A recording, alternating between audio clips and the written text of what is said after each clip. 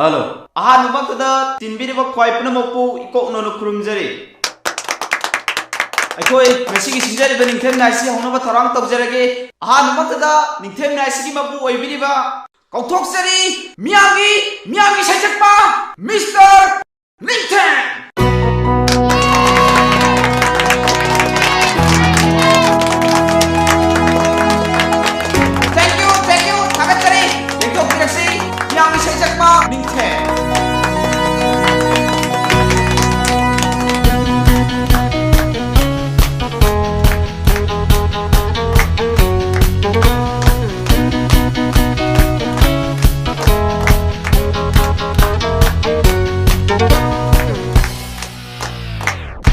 nâng đi sông lang lấy chừng lờ hey hey hey sông rơi bên ai đi chừng hi bên ông na hey ai hít suy đi lấy chân đi oh nâng đi sông lang lấy chừng lờ hey hey hey sông rơi bên ai đi chừng hi bên ông na chừng hi bên ông na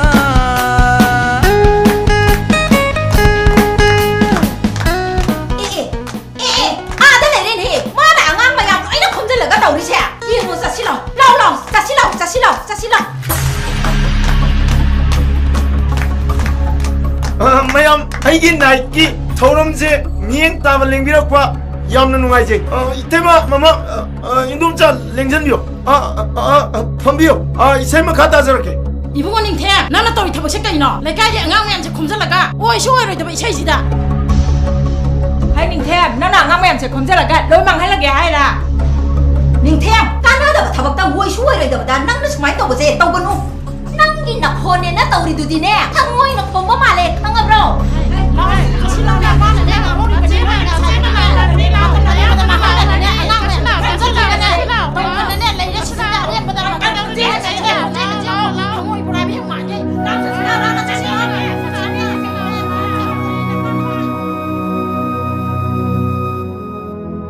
Pabungton, chala sila omi loy chanagre. Sien ju loi mange sien khra por ko do angang gi da loi yen thokre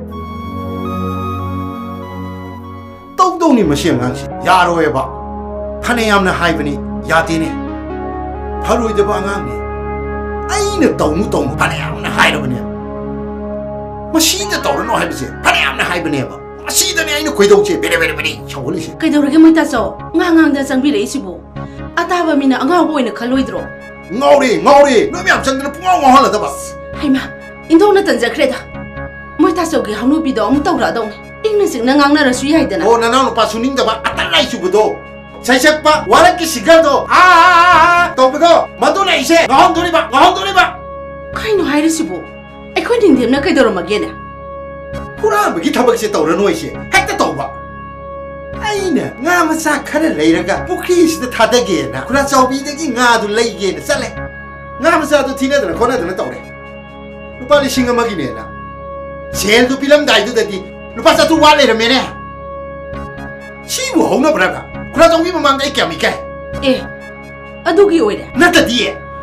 아두디 ngasai 닝템나 따자우기 비카우데기 루파 사뚝 럭토에 이따이면나 khara tambiyo나 하이람바니 아이수 까우드나 하이호드레 Ta chau da kare tam bi wa haram ban. Ai su ka da hai ho dre. No yen ka kanara ga ise. Anga bu se mi ne ba. Ai da mi ma mang da. Kurang chaubi ma mang da cho pa du di. Noi khang die ba. thawai ki ma pe ma nung chi nong dam moi bi na ha Sai ye ga la. mu jai La. si jai Khang de si. nu ja ki na patangan ba ta khelai na chom makta La. na jinjar ge ne aina la Khang de si. hai la La.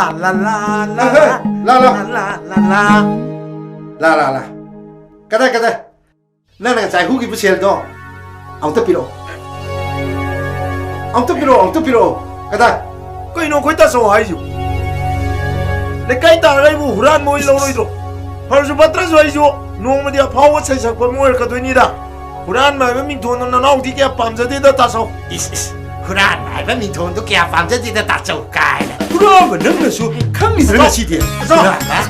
제목 가보면 아주 반대 따져 아주 달고 넘어 따져 사주 반대서 와이지 박항 마음네 자이 막나 부와이도 미우를 해야 봐서 대봐 이씨 시엘로롱 다이드다 야두난 칼론 들어가 아이나 아이가 바보 세상 바보 어디야 거기다 좀 너무 뭐이다 원래 시간 낭나 이사이 삭바 파모 이도리냐 하 따져 따져 게 자이는 게 장난나네 자이는 부부세 장난나네요 난데 따져나 아예 바보 세상 바보 어디나 간다 나 밤새 니 따져 바보이다 난데 따져 때마 난데 따져 안강 또 가무 밑에만 저기 형도 가무다 쉐이도 받잖아 살라우리 아이 양리 너도 틴데랄게 봐 아이 좀 틴데랄게 쉐이 따져 뽕무이네 얘라게 야이게 라오 야이게 아주 디살라게 아이디 후란만 나짜대 따쪽도 가라 덤비우 이때마다 하이자람마니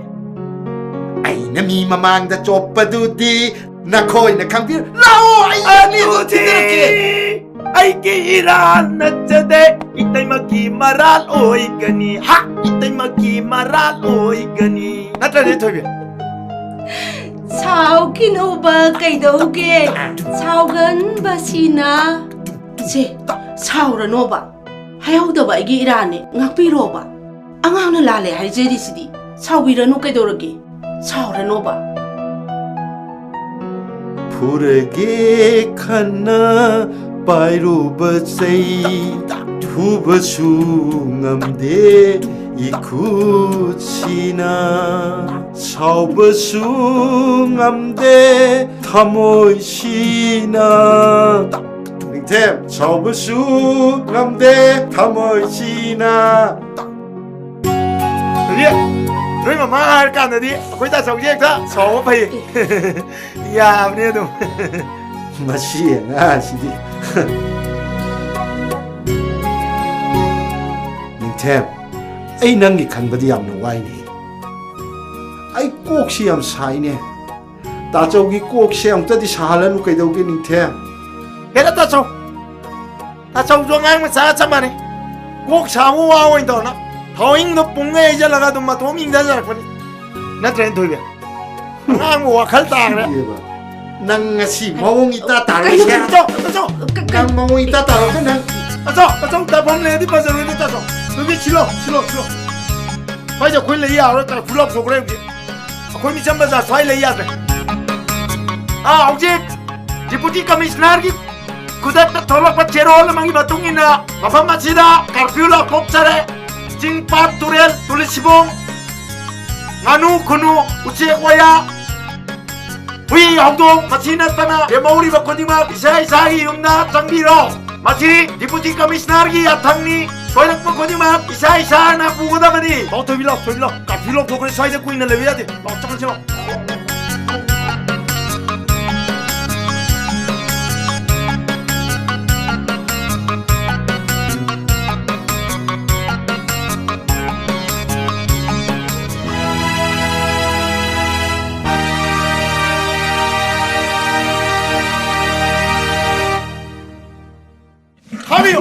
답이요.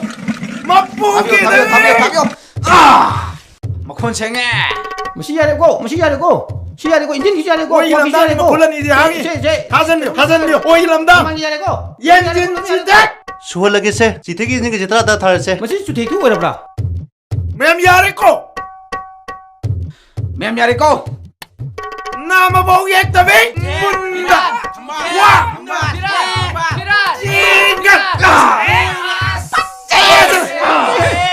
수마이 가오드나 수마이 가오디 뽀따로 이러 세 난기 아들리 세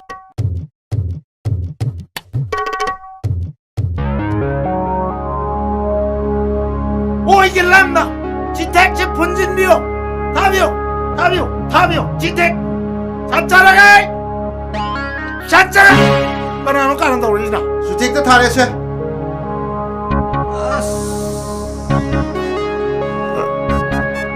됐어 타래 주택도 타래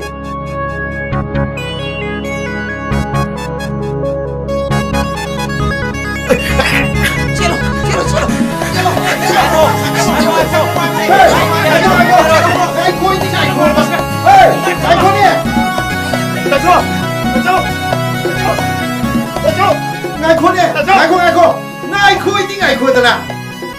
강리 들어가시나 용도 한 절로 오나 시디 그래 주는구나 오랜 소리 가나니 보 난 용도 한 절로 오봐 강리 들어나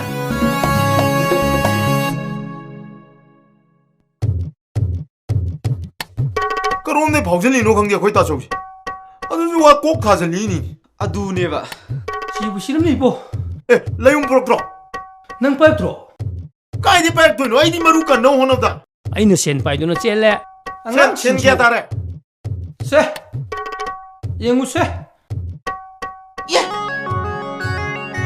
정말 저 PM 여기 다니네 거기도 아두네 하이지 하 ngasai aina khonggat pa phauda chawnga jetpi phaneam ni yawgi bani 그다이 된다 마얌 쨘바시 북젠데 젤레 아이슈 센지 뿌르가 젤레 풀럼 주정 베 그이노 따비상 노아이디다 부토로다 아두마이 똥노 굶지다 adu 와민나가 가나옥 세가 일라 오민나가 sidi kai de yar dage adu biro sa budro sa budro anga kai noi ai sorkhni ko ai sen khabi dabda na ko ngangi dudi adudi ai sorani ko ai sen yen bagam de yoroi adudi no ko na thokko tawro ko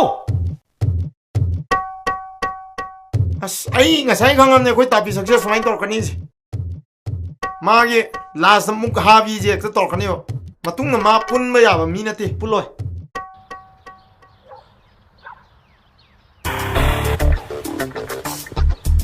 욕작 판타니 만남디 누시해 Oh, mi lebro.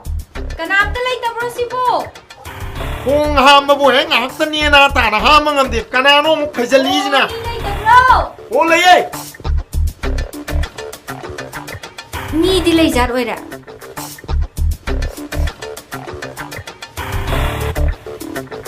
밀레이 미와테 Mi di lay rami boira. 샥디 버전 셰이 Sakti bhajana ki. 까나옹 너비게 덤노 야니행 원데 다이비우 Inama sanaray hoy yum natro. 얌 쏨나 랭비레 야니 쏨다 구다 쏨나 랭첸비 Yani phamdrasu yani. 야니 랭첸비우 시다 시 랭첸비우 시동다 ngaktung 랭첸비 Oh, 랭첸비우 inama sanaray bulay gi bro. 이놈아 사나리도 와 거의 데이마도 안강이 스쿨다 길러워 짜키바 아도 할라니 와 하이닝 모와싱도 아이원다 좀 하이비란 마야니 Aigi se masau nadradi kya nungai ro. Ko na mulage. 거의 데이마 라가 까나라 이 하이조게 거의 까이 쿰나자리비 송기밍 까리 고비게 Song gi se aigi ming yam khangbi ning be wara. 양 강자닝 먹이 와디 나때 거의 데이마 라가 까나라 이 강호드라가디 땀마야로이다바 Oh, yam khangbi ning be wani ne. Sak se yam ka phat lam be wani ne ha. Na pai na tale lekai ayam tekan bio lekai kana lekai ai lai sani kok sak bim la ai na je ta tong yam tekan tong bio sia bio ai lai sani kok ka bim la ai na ta tong lekai kana lekai tong to ya no atu yang kan phoi ri ke you know loi talam ni je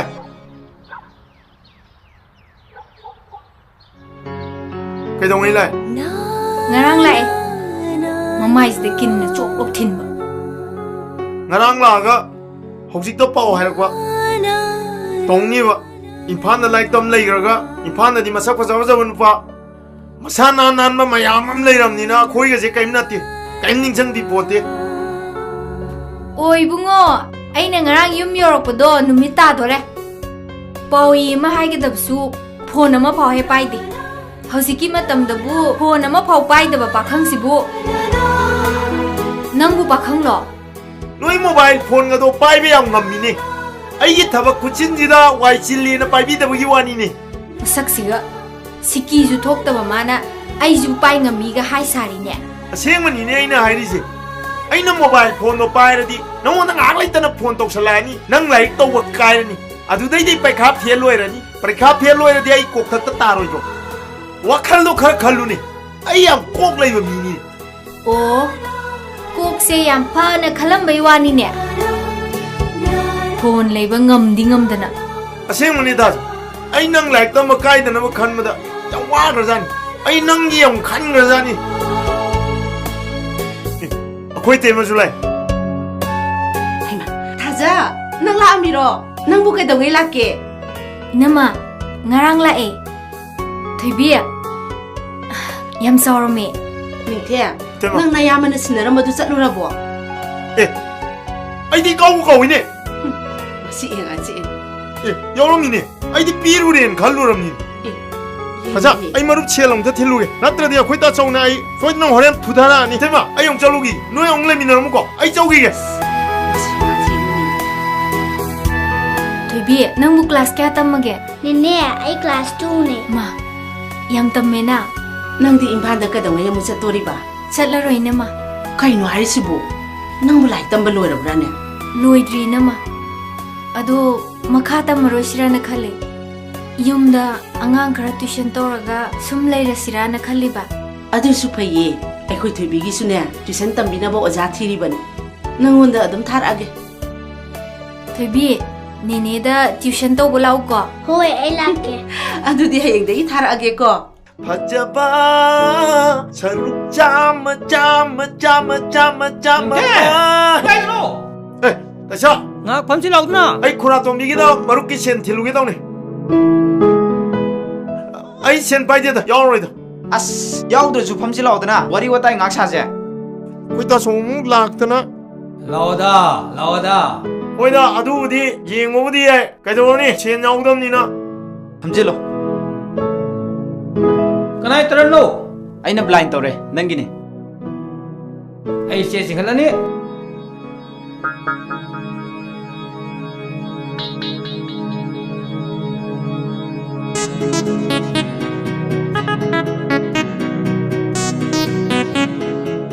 ꯌꯥꯡꯈꯩꯅ ꯐꯖꯜꯂꯦ ꯑꯁ ꯑꯩ ꯆꯤꯡꯈꯠꯂ ꯌꯦꯡꯉꯒꯦ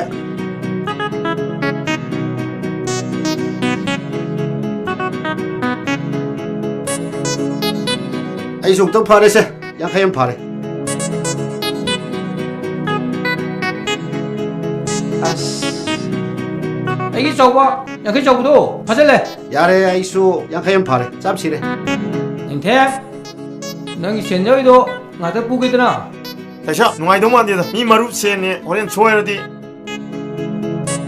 ꯉꯥꯛꯇꯪ ꯋꯥꯏꯒꯦ ꯀꯩꯗꯧꯔꯒꯦ ꯄꯤꯅꯦ ꯀꯩꯗꯧꯔꯒꯦ ꯑꯗꯨꯗꯤ ꯂꯨꯄꯥ 200 ꯍꯥꯞꯄ ꯄꯤꯒꯦꯔꯥ ꯍꯣꯏꯅꯦ ꯍꯣꯏꯅꯦ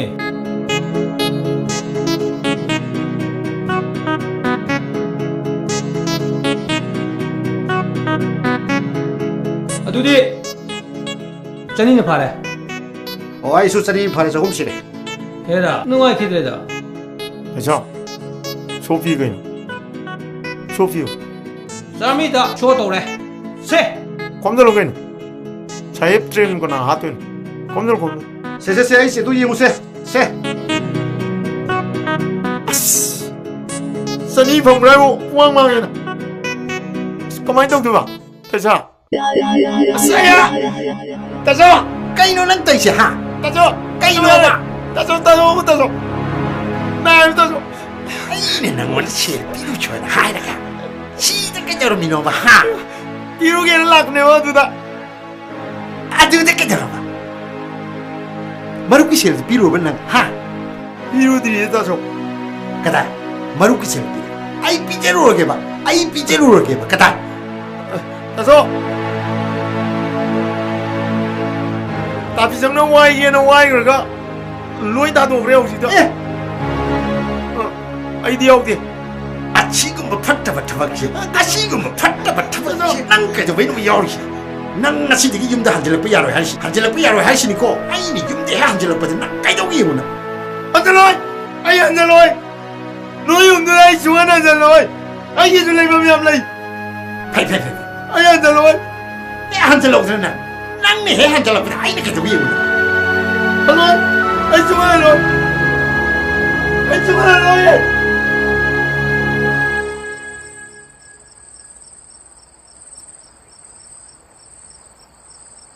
ꯃꯁꯤ ꯑꯉꯥꯡꯁꯤ ꯑꯣꯟꯊꯣꯛꯅ ꯐꯠꯈꯤꯗ꯭ꯔꯦꯗꯀꯣ ꯑꯩꯅ ꯈꯔ ꯉꯥꯡ ꯆꯥꯏꯈꯤꯕꯒꯤꯗꯃꯛꯇ ꯍꯟꯖꯤꯜꯂꯛꯇ꯭ꯔꯤꯕꯅꯤꯅꯦ ꯑꯗꯨ ꯑꯁ ꯌꯥꯝ ꯊꯦꯡꯉꯁꯤ ꯐꯥꯎ ꯀꯗꯥꯏꯗꯅꯣ ꯃꯥꯅ ꯂꯩꯔꯤꯁꯦ 온통 받기더래도 마치 앙시. 아이는 앙바 제비기다막다 마나 타보이나 한질렉드리버니니. 아이온도 싱내림니네. 모이다 쏘주네. 그래서 앙바 해만 크라바이버도네. 앙앙치다 뭉티기 앙비버디 짜이비버가 앙비버가 마탐나가 파타바시다. 마통 잡아 타박디 암타 떨었디. 시다보 아이는 앙도바 야리브라바. 시보 아이는 앙닝드라 앙이브로. 마나 떨었바 타박디기 마뚱이는 앙바기 와니네. 아이야 앙닝바 나티예. 아야 사이봉동 잘라가 영웅게. 도스라이 통도 피로. TV로 넣어. 술래 있다가 이모, TV 와야 돼. 룸나 한잘락고 야로에네 하다 하이지나이. 한잘락들어가네 하다 치지나이. 남종한 모이다 바다. 너희 와 산나이도 또 산나이니네. 아이 너희 강마자니네. 아이 얌싱만 누빠니네. 얌싱맘이네 아이. 호이따이 sak시주 얌 파따밤이니.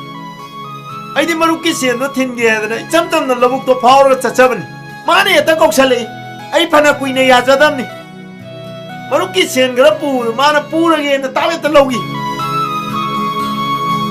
아두데이 토이니 떠오르지.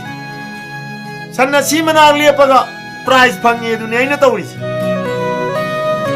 오 파레세 라오. 자자 토그라시 라오. 능 타성능 앙바이다막다 능 까리기노 참 사오리시보. 라오. 떠오르 시행군이. 능 타성능 앙보보. 자 ngasaina loidana leiraban. 라오. 아이디 짭짜로이나 와리압 라우런. 로이나 짜라이라가 아코이 때문에 와가다고도 간마다 숨 농아이락다다나 짜라지라이나 간마기완. ngasi제 아이 때문에 마이가 짭짜비라게.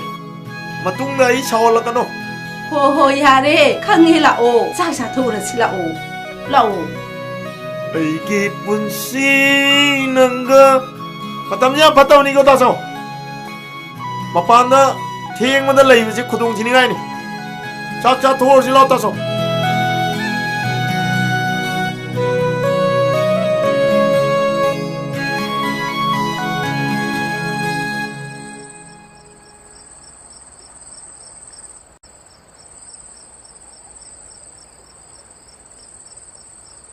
다서 이아래는 난 차오르 이아래 넌 꾸이니 사오는지 자자 도시라 로 소노지 로로 자자로 로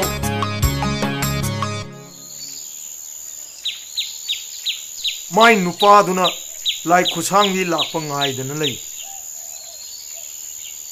아두다기디 라이 쿠상기두나 마기 누파 레이 강더버니나 하나기 모옹다 난 시다 가데이바. 가자 하. 시다 가데이노바.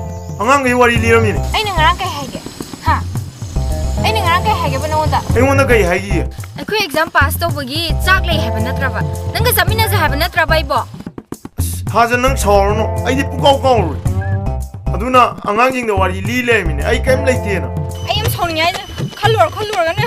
Ay am sawni ay nang. nate ai kang ai kaw na tawne ba hujik chaluraseo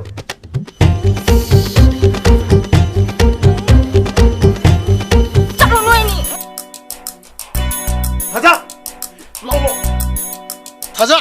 가자!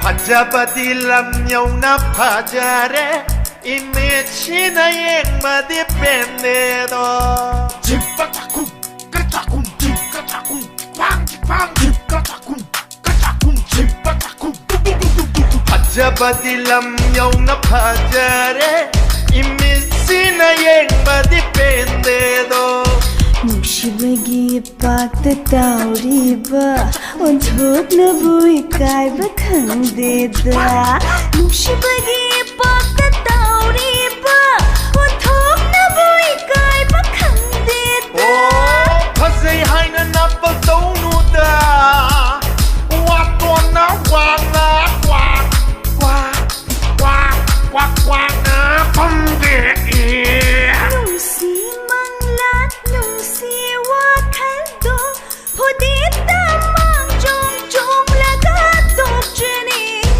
Ajabadilam na pajare Imitsina yang madipendedo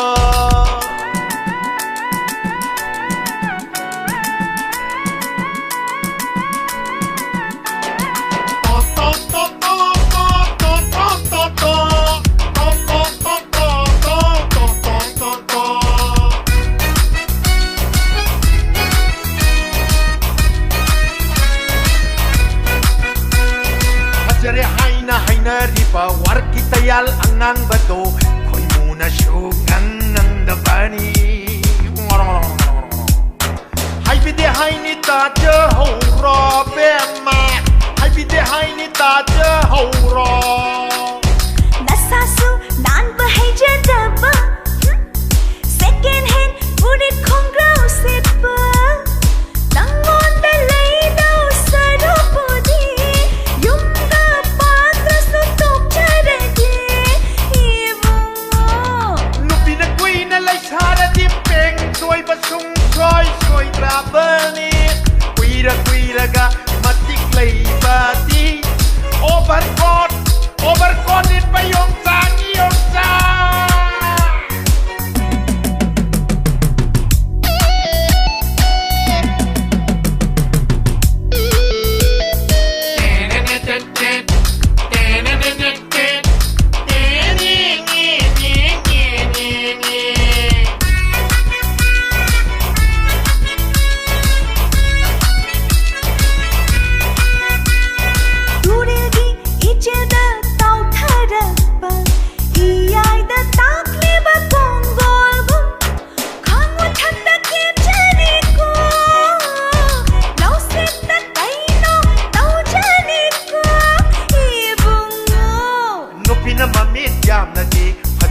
pa phang jaroi ko mami pu yam la pha jabadi jana na ba haira ki hom ta ni ki hom ta hamuk dai ra chapu ya loi na ba ngam loi pun si da iroi nu ba ba khang lo khu bom chau ba ka gi thang jabadi lam nyau na pha jare imechina yek ma di pende do nushibagi ipak dan tauri ba onthok na bu ikai ba khang de da nushibagi ipak dan tauri ba onthok na bu ikai ba khang de da oh phajai hai na pa do nu da wat tol na wak na kwak na pham de ki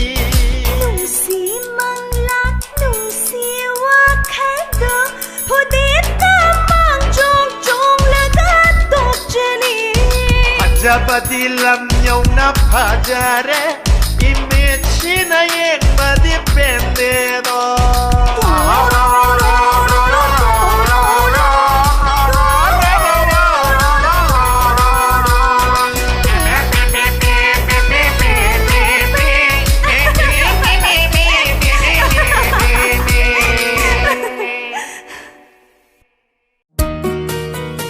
ai luhongiroi haisini ma luhongiroi ko hai panganu ne he afaba nupa haibasidi ne pa hekta phangdabani ne matang sari ngai sida ne afaba nupa do tap hekta phahugadam ni khangabra nang na lairik tambani edana tammi dubu kadai da tammino ha afaba nupa phaba haibasibu karamba larik te yauge ma aina tamakpa larik te di yaurakte ozana su taklaktiye oh aina haibadine kokto sijanau singo haibani ne hujiki matam sida yum panba haibase wakhal munna khangadabani imana siluriba punamakse nangi phana nabani ne bimo imana khalijibu kaino ha imana khalijibu kaino ba tamu chau su lairi tamu yai su lairi a mathak tagi sindara kadabdo a makha dai singkala ge haira ba ima na khali ba thabak do yaro ko madu to haida ba thabak ni madu tong na da ba thabak ni koi ma sapu man ba mairen man ba nabunga ni se isan no pina hana lu hongdri phau ai khoi lu hong ba sungam ngam moi haidana sikhang khang dana muktana lairi si udra ha aduna ne nang hana lu hong da ba sukya ya da ba ne nang imana habse inda ba yaro ko tamu so tamu yai no yani ba ba thorong lo hey kedore hey ano hey kedore ha kedore kanano kedorido mung tu chuoi daga thadukine kanano ichan de lakjerido kwang tu dekene taso yai adu bro khoi mana ha kuri imano khoi janjibu sawan man natrabadi ꯑꯩꯈꯣꯏ ꯃꯥꯁꯤꯕꯨ ꯊꯕꯛ ꯑꯃꯠꯇ ꯂꯩꯇ꯭ꯔꯕꯕ ꯇꯧꯔꯝꯃꯗꯧꯅꯦ ꯑꯩꯈꯣꯏ ꯏꯃꯥ ꯍꯧꯅꯕꯤ ꯅꯆꯟꯅꯨꯄꯤꯁꯦ ꯊꯥꯖꯩ ꯌꯣꯟꯖꯕꯒꯤ ꯃꯇꯝ ꯍꯦꯟꯗꯣꯛꯍꯜꯂꯦ ꯍꯥꯏꯔꯒ ꯂꯩꯁꯥꯕꯤ ꯁꯥꯔꯤ ꯑꯣꯏꯅ ꯌꯨꯝꯁꯤꯗ ꯁꯨꯝ ꯊꯝꯕꯁꯤ ꯍꯥꯏꯕ꯭ꯔꯣ ꯍꯥ ꯍꯥꯏꯌꯣ ꯍꯥꯏꯌꯣ ꯍꯥꯏꯌꯣ ꯍꯥꯏꯌꯣ ꯅꯕꯥꯅꯤ ꯑꯝꯇ ꯍꯥꯏꯌꯨꯅꯦ ꯍꯥꯏꯌꯣꯕ ꯍꯥꯏꯌꯣꯕ ꯀꯩꯅꯣ ꯏꯃꯥꯅ ꯍꯥꯏꯕꯤꯔꯤꯗꯨꯕꯣ ꯃꯤ ꯃꯁꯛ ꯃꯇꯧ ꯑꯁꯨꯛ ꯐꯖꯈ꯭ꯔꯕ ꯏꯆꯟꯁꯤꯕꯣ ꯀꯩꯗꯧꯕꯩ ꯂꯩꯁꯥꯕꯤ ꯁꯥꯔꯤ ꯑꯣꯏꯗꯣꯏꯅꯣ ꯑꯩꯁꯨ ꯊꯤꯔꯤꯅꯤ ꯑꯐꯕ ꯅꯨꯄꯥ ꯑꯝꯇꯪ ꯐꯪꯉꯗꯤꯅ ꯑꯗꯨꯗ ꯐꯪꯗꯕꯩ ꯋꯥꯅꯤ ꯏꯃꯥ ꯑꯩ ꯌꯥꯝ ꯁꯥꯎꯅꯤꯡꯉꯤꯀꯣ ꯑꯩ ꯌꯥꯝ ꯁꯥꯎꯅꯤꯡꯉꯤꯀꯣ 이천! ꯑꯩ ꯌꯥꯝ ꯁꯥꯎꯅꯤꯡꯉꯤ 사오비노버세 ꯑꯩ ꯌꯥꯝ 사오비노버세 ꯑꯁ 나야이수네 약간나 티리브네바 아두다 팡다드나 따우리네바 네! ꯑꯩ ꯌꯥꯝ ꯁꯥꯎꯅꯤꯡꯉꯤꯀꯣ ꯍꯩꯃꯥ ꯍꯩꯃꯥ ꯑꯩ ꯌꯥꯝ ꯁꯥꯎꯅꯤꯡꯉꯦ ꯍꯥꯏꯁꯤꯅꯦ ꯑꯩ ꯌꯥꯝ ꯁꯥꯎꯅꯤꯡꯉꯤꯀꯣ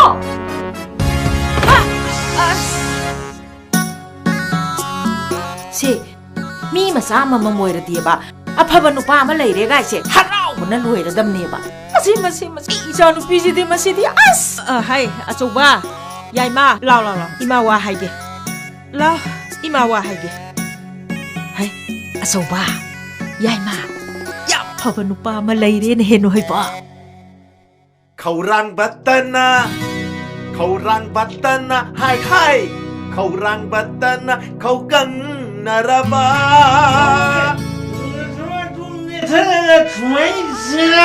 이런 판결에 나도 미판을 가야지디 띵통내까지 띵동동도 띵동 나도 미 에이 그나로 아이 니게 들어게 나도 미 닝템 니게 들어게 나나옹 닝템 니게 들어게 하이 아시디 버전 라이 카이린 버전 톰전 라말 닝템 걔도 너는 정우 가이 원토는 jangan tamu, jangan tamu, jangan tamu. Wait, tamu, ay tamu, jangan tamu. Tamu mina hai mi tamu nanang ni ya tu yauro. Mungkin hai yauro, mana tinggal jadi, nanga yauro jangan tangan ya bunyi apa? Yauro jangan tangan ya bunyi, yauro di one day. 아빠와 징그러마 온돈이에요. 왜 따tom이? 아도 따tom이는 뭐지? 아이고 방타 다갔디. 아도 거기 군님이 징나디. 아이고 징타는 비디. 와락 세삭반에나. 뭐냐냐 하이와 따로 아이야 하이와 단용예. 냥 복번이 영전을 빠 생기 때는 아이 냥이 증인자 젠이마 생기 이젠 Menyamdo, nyayama kangini. Tatomi, mucham nungai kali, nanawi sem saksauro. Tatomi na pa mi sem taharuni. Ningsem. Iya mga sini, pumisi, yamsi. Tatomi. Baca mami, nyayam mga patanya, nusinarami, makalangangi, sama nengo, ngarang ayi. Nyayam mga na, lami, nyayam mga Kaya ba tamunya? Nangin ko chumna na ba konjena? Abuk tadi ka palo. Hoy Tatomi. Tatomi. Ning ba kayo isay ni ko? Ning ba kayo ki? Nanong may tasaragi. May tanaw. Matang kuila bagitunda. Ayigi 타이나기 까이나 크비도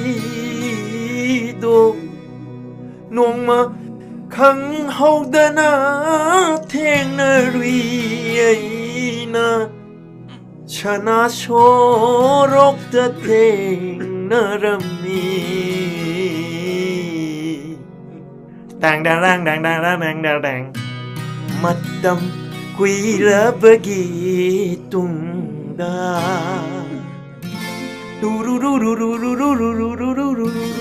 Na pergi nail Loktok lamne Sai non cham lang su Kong gan lamne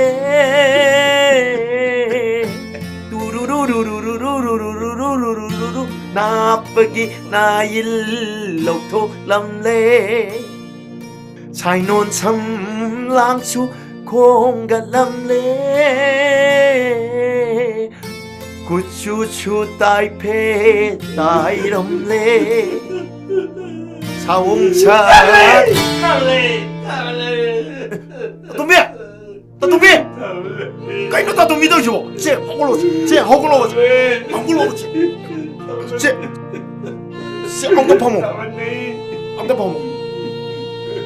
쟤 파모 쟤 미워를 파셔야 돼요 쟤 깎고 넘어져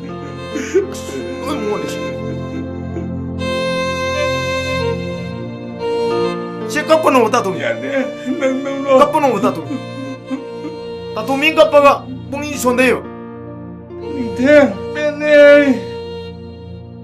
nang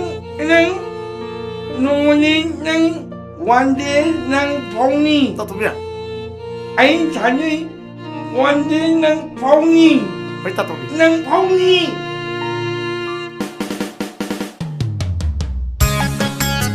자 대기 시작 에 닝태야 낭디 그이도버기 아무 에코이 시다 아무 라이바 너자 거기 토비제 하자는 또 산다위니 아도이 틸리니 하 에코이 타자다 튜션 tꯧ도리바 그쇼 까나답다 터리엠 와리엠 그이노니 너자 아이비리지고 튜션다우디 안 파워 타왕니 그이노 유미마 콩세머니 터리엠 와리엠니나 하이비리두고 란도두디 헤이 아두디네 마타우 레이터바 미나 tꯧ거담니 터리엠 와리엠 하이리시니 아이나 이노자두디 란니다 아란모 와팜니다 얌 파워 타왕 가나는 콘이 얌 혹들 다리지 예 닌템 넌 왜래 호이테 따예 인돔자나 하이바 튜션다우지 터리엠 와리엠니 마시불 란러니테 란 바이디 까이노 낭기 지부 에코이데 다이 바이드로 딱보이 와나 되데 인도자나 하이브도 숨 하이브니 에 앙아 낭 얌 파오레네 파우나 뛰다 따야 앙앙가디 할 거누다 따야이네 이건데 알리지 노마 갔더니 이씨 ꯀꯩꯗꯧꯔꯒꯦ ꯇꯌꯥ ꯅꯣꯏꯁꯦ ꯅꯣꯡꯃꯒꯤ ꯃꯤ ꯈꯟꯅꯍꯧꯗ꯭ꯔꯗꯤ ꯅꯨꯡꯉꯥꯏꯇꯕ꯭ꯔꯥ ꯊꯣꯏꯕꯤ ꯂꯥꯎ 떠오르죠 헤마 ꯃꯤ tuition ꯊꯤꯜ ꯂꯥꯛꯄꯁꯤꯗꯅꯦ ꯈꯟꯅꯍꯧꯗꯗꯤ ꯌꯥꯔꯝꯃꯔꯣꯏ ꯅꯣꯏ 야래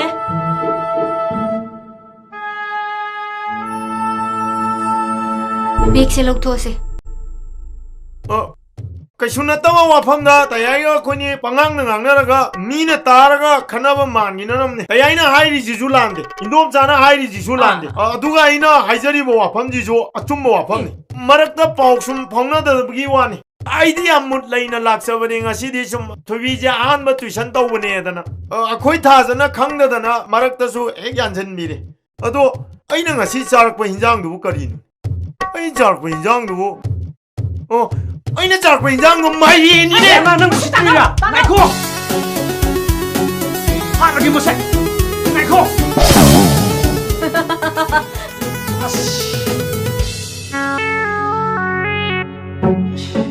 난 강리되나 미 쉽다가 항상 많은 미 쉽다가 또 masih lambi jelak mun pige mulem tharisi ko 야이네 하시네 너나 막할라 까이 타질라 이네 eh sidine kulak na matausi no sa fugo mai ne mabung ani le bido yam sathi bini ngo to no idea wa era sa fugo mai ne tudine ai tau ge aja masih de warin da sakhi sidana ꯅꯣꯏꯕꯨ ꯆꯍꯤ ꯀꯌꯥ ꯁꯨꯔꯒꯦ ꯅꯨꯡꯁꯤꯅꯕꯗꯕꯨ ꯆꯍꯤ ꯀꯔꯤ ꯃꯔꯤ ꯂꯩꯅꯒꯦ ꯉꯥꯏꯈꯣꯅꯦ ꯅꯪ ꯑꯋꯥꯡ ꯂꯩꯀꯥꯏꯒꯤ ꯏꯅꯦ ꯏꯕꯦꯝꯃꯟ ꯃꯆꯥ ꯅꯠꯇ꯭ꯔꯣ ꯅꯪꯅ ꯇꯥ ꯆꯥꯎꯇꯣꯝꯕꯒꯤ ꯑꯗꯨꯒ ꯅꯪꯅ ꯈꯨꯔꯥꯏꯌꯥꯝꯒꯤ ꯃꯆꯥꯅꯨꯄꯥ ꯅꯠꯇ꯭ꯔꯕ ꯅꯣꯏꯕꯨ ꯂꯣꯡ ꯄꯦꯟ ꯁꯦꯠꯄ ꯀꯌꯥꯝ ꯀꯨꯏꯔꯒꯦ ꯌꯥꯝ ꯀꯛꯊꯠꯂꯛꯀꯅꯨꯗ ꯑꯉꯥꯡ ꯑꯣꯏꯔꯁꯨ ꯑꯩꯈꯣꯏꯁꯦ ꯄꯥꯈꯪ ꯐꯥꯔꯕꯅꯤꯀꯣ 야부 야네디 안강 할로지 야케노 ꯅꯣꯏꯅ ꯃꯐꯝꯁꯤꯗ ꯑꯩꯕꯨ ꯂꯛꯅꯔꯤꯁꯦ ꯉꯁꯤꯒ ꯊꯥꯔꯒ 3ꯂꯛ ꯁꯨꯔꯦ ꯐꯩ ꯐꯩ ꯅꯣꯏ ꯌꯦꯡꯉꯣꯕ ꯀꯩꯅꯣ ꯃꯥꯅ ꯍꯥꯏꯔꯤꯁꯤ ꯀꯩꯅꯣ ꯑꯗꯨꯁꯤꯅ 마디 얌나 안강 오이자니 ꯃꯥꯅ ꯑꯣꯏ ꯂꯩꯔꯝꯃꯦ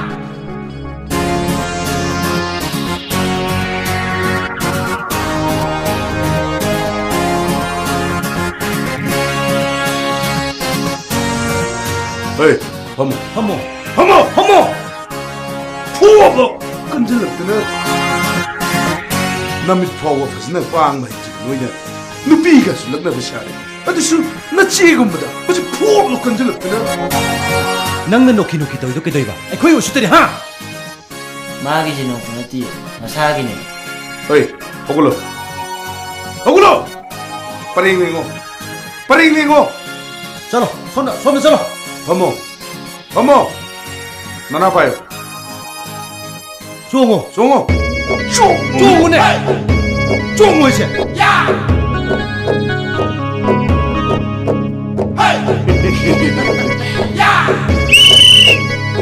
아이나 사용락으로 샤이도세 시디가 샤이샤 하 랑은 아직 정신체 역시는 아이도 비용 Nasa ko ang sagitay ni Noy po! 저리야래 종으로 어글로 에 자포 좋아요 괜찮아 종으로 오마이렌 동아사 두로 무슨 오늘 나 탕내봐 마이렌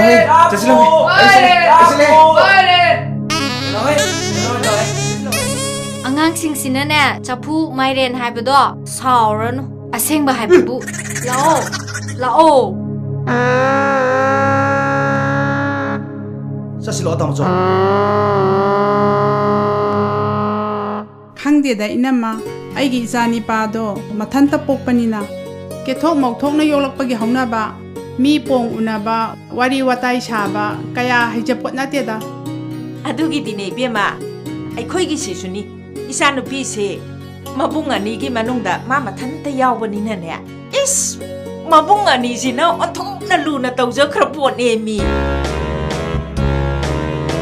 아 손가 Ini oi ma'am, cha paisi. Payu sa paisi. Inama, namong nupisi onthok na masak phaja khareda. Khoigi isa no paduga onthok na sana khareda.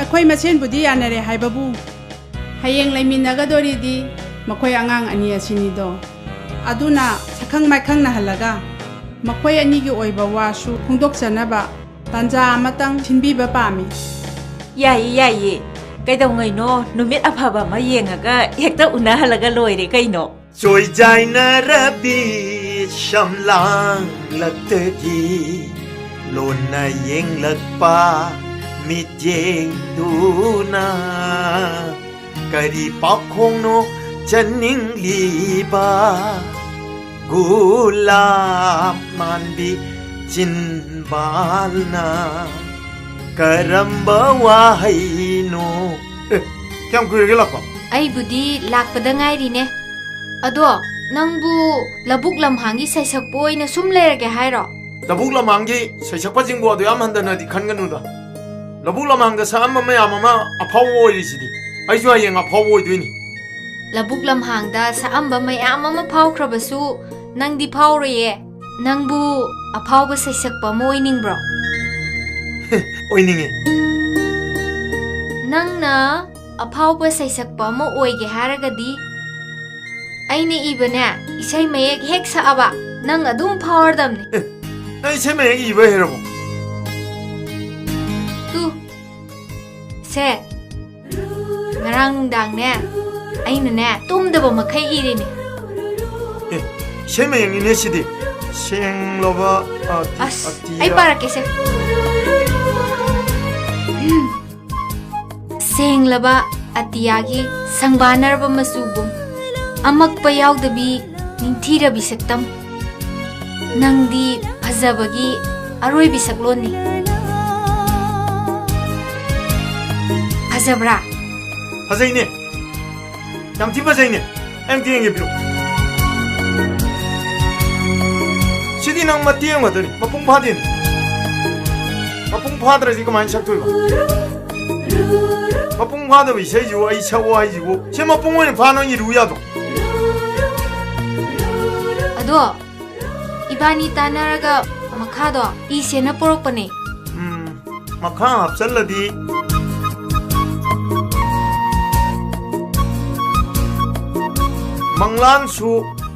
manglan su taibang su Manglansu taibangsu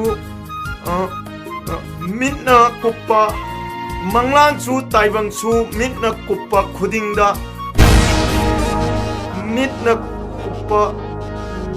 mitna kuppa khudingda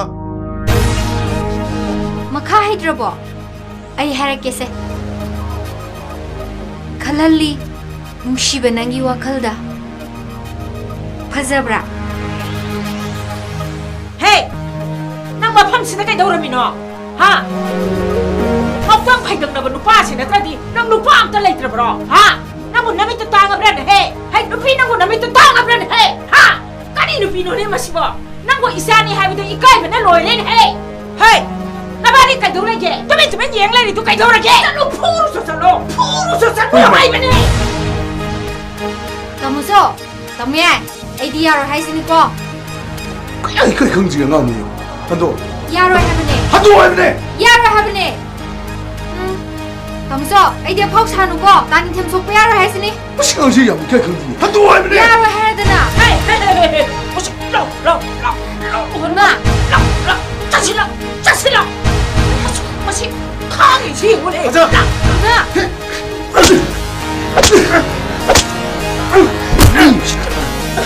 마치 Namna san pani se ni ka kari no batai se. 산바니 올리바. 라. Ima, mase amamam ta tawna halunya. Yin je ba. 마치 마치 오래.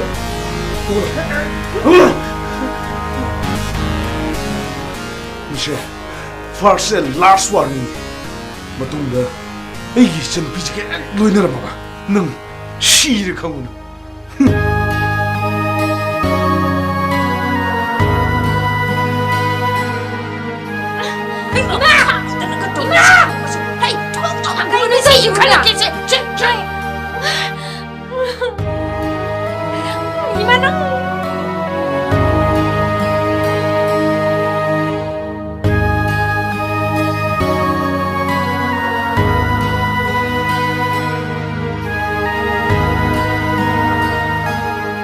Lai nang ju onthokna phanmande thajaga ibani gi lainariba mari se nang thadat pa pamal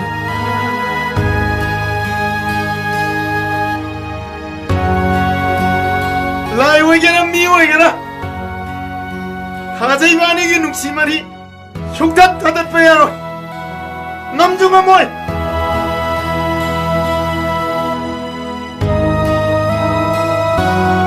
시기다먹다 이는 와칸 누나일 때는 칸마 오는디다 이 사이 좀 삭독해 뭉치버우니 아이나 하나 강남라바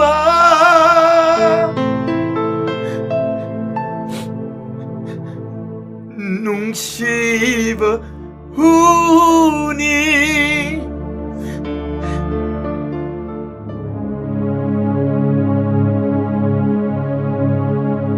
Hey, ngako.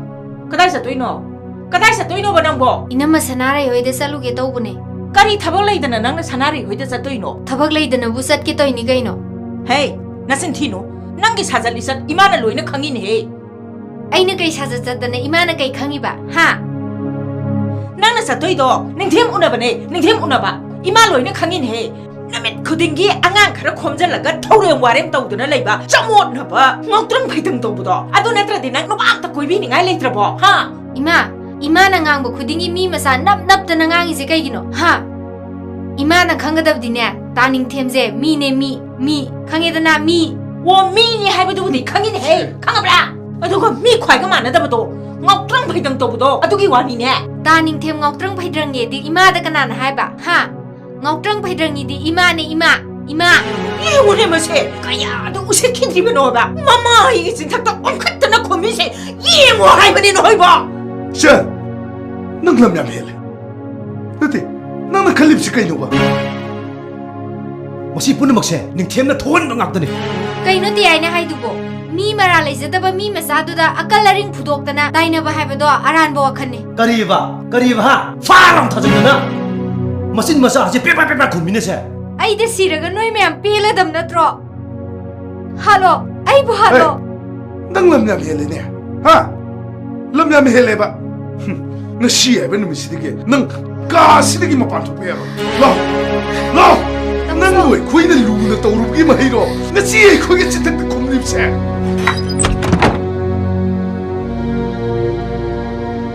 ꯍꯦ 와세 루살락가도리 타박세 약통나 빵통도바 야로이도리 칸가브라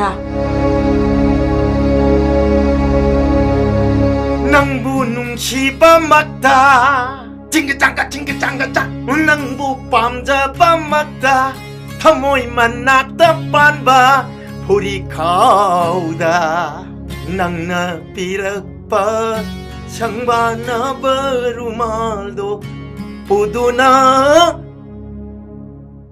상바나 바다 쳇간비 쳇리바 마카이 빡사비 낭부 상바나비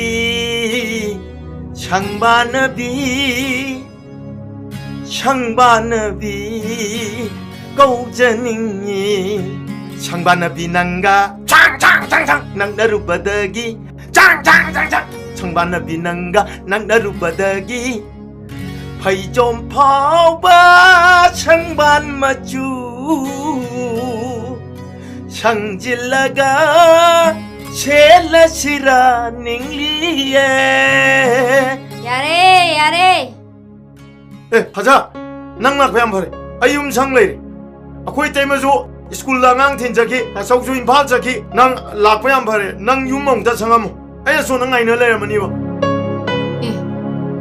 ꯅꯪꯕꯨ ꯀꯅꯥ ꯉꯥꯏꯗꯣꯏꯕ ꯑꯁ ꯑꯩꯈꯣꯏ party ꯊꯦꯝꯕꯨꯡ ꯃꯣꯏ ꯄꯣꯟꯊꯥꯏ ꯍꯣꯏ ꯉꯁꯥꯏꯗꯩ ꯊꯥꯅꯒꯤ ꯃꯇꯝꯗ ꯂꯥꯛꯇ꯭ꯔꯦꯅ ꯉꯥꯏ ꯂꯩꯔꯝꯃꯅꯤ ꯁꯥꯎ ꯂꯩꯔꯝꯃꯅꯤꯕ ꯅꯪ ꯑꯝꯇ ꯂꯩꯔꯝꯃꯣ ꯑꯩ ꯑꯝꯇ ꯆꯠꯂꯨꯒꯤ ꯍꯦ ꯆꯠꯈꯤꯕ ꯌꯥꯔꯣꯏ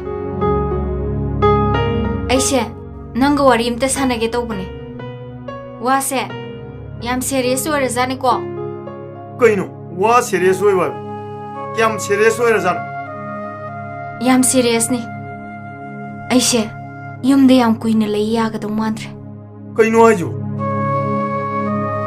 ꯅꯣꯏ ꯌꯨꯝ ꯁꯤꯗꯣꯛꯈ꯭ꯔꯕꯣ ꯑꯅꯧꯕ ꯑꯃ ꯁꯥꯗꯣꯔꯕꯣ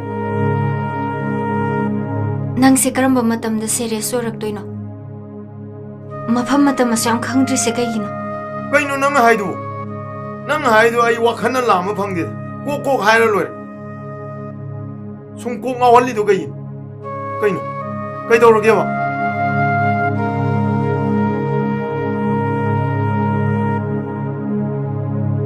ꯏꯃꯥꯅ ꯑꯩꯕꯨ ꯍꯥꯏꯅ ꯁꯤꯡꯅꯗꯅ ꯂꯨꯍꯣꯡꯅꯕ ꯀꯟꯅ ꯍꯣꯠꯅꯔꯤ ꯑꯩꯅ ꯉꯁꯤ ꯂꯥꯛꯏꯁꯦ ꯋꯥ ꯔꯦꯞꯄ ꯑꯃ ꯉꯥꯡꯅꯁꯦ ꯍꯥꯏꯗꯨꯅ ꯂꯥꯛꯏꯅꯤ ꯀꯩꯅꯣ ꯅꯪꯅ ꯍꯥꯏꯔꯤꯗꯨ ꯄꯤꯁꯛ ꯄꯤꯛꯏꯉꯩꯗꯒꯤ ꯑꯩꯈꯣꯏꯅꯤ ꯑꯗꯨꯝ ꯅꯨꯡꯁꯤꯅꯔꯤ ꯍꯧꯖꯤꯛꯁꯨ ꯅꯨꯡꯁꯤꯅꯔꯤ ꯑꯩꯅ ꯅꯪꯒꯤꯗꯃꯛꯇ ꯑꯗꯨꯝ ꯂꯦꯞꯇꯅ ꯂꯥꯛꯏ ꯍꯧꯖꯤꯛꯁꯨ ꯑꯗꯨꯝ ꯂꯦꯞꯄꯤ ꯑꯗꯨꯝ ꯂꯦꯞꯁꯨ ꯂꯦꯞꯈꯤꯅꯤ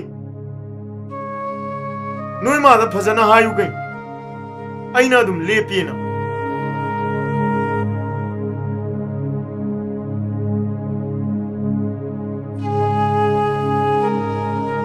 이반이 가이드 놈 ꯆꯠꯈ꯭ꯔꯁꯤ ꯑꯩꯅ ꯉꯁꯤ ꯊꯣꯛꯂꯛꯏꯁꯦ ꯌꯨꯝꯗ ꯆꯪꯉꯔꯣꯏꯅ ꯊꯣꯛꯂꯛꯑꯕꯅꯤ ꯑꯩꯕꯨ ꯄꯨꯔꯒ ꯀꯗꯥꯏꯗꯅꯣꯝꯃ ꯆꯠꯂꯣ ꯇꯥꯅꯤꯡꯊꯦꯝ ꯑꯩ ꯌꯨꯝꯗ ꯆꯠꯂꯔꯣꯏ ꯍꯥꯏꯁꯤꯅꯤ ꯑꯩꯕꯨ ꯄꯨꯔꯒ ꯀꯗꯥꯏꯗꯅꯣꯝꯃ ꯆꯠꯂꯣ ꯑꯩꯕꯨ ꯄꯨꯔꯒ ꯀꯗꯥꯏꯗꯅꯣꯝꯃ ꯆꯠꯂꯣ ꯍꯥꯏꯕ 가자.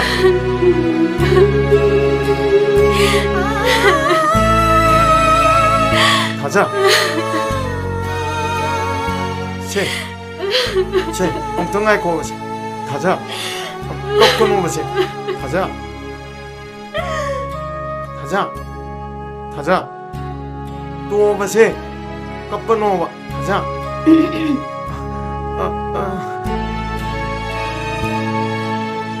ngasidi uram paredana 이때마 아이 살로기게 가자 아이폰 다이원 가이러머니 이때마 아이 살로기게 이때마 가자도 더와이 그런 농아 있다고 내가 시디 왜 용나 그런 팀 리우고 아이 잘래 가자 아이 잘래 ngasidi ngasi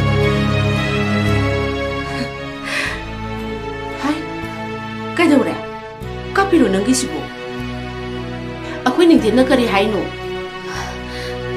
ꯀꯩꯁꯨ ꯍꯥꯏꯅꯕ ꯅꯠꯇꯦ ꯏꯅꯝꯃ ꯑꯩꯉꯣꯟꯗ ꯏꯅꯝꯃꯒ ꯀꯧꯕ ꯌꯥꯗ꯭ꯔꯦꯀꯣ ꯍꯧꯖꯤꯛꯇꯒꯤ 이제 कौबा हौरो नत्रदिने हयेंग मिगी ममांग चपसेनिको लाओ लाओ इमुंगदने अखोय अनि वारी कोपना सानरसि लाओ लाओ जगसे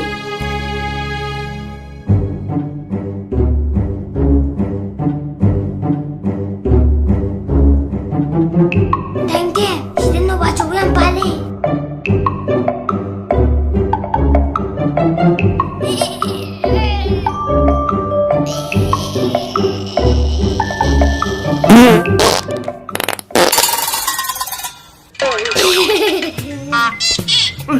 Manam ji khaan andre machine anji de As, manam jadi naik deh.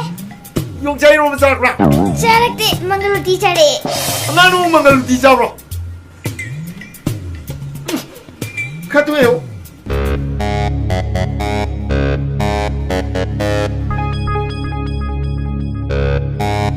nu machine thro ko de si chal si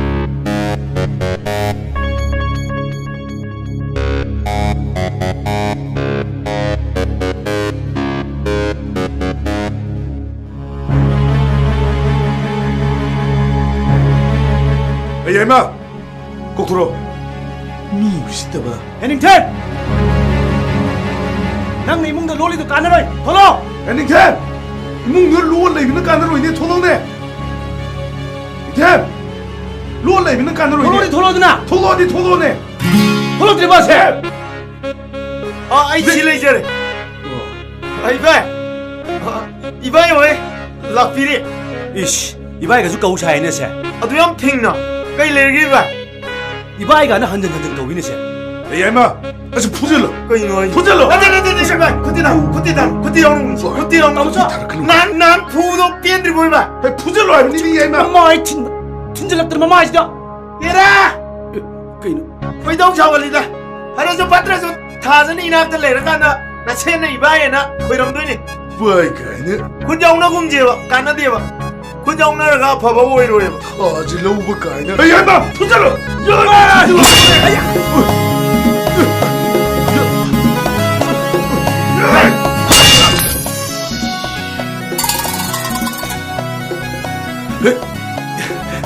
Yam hai be mong ni ne.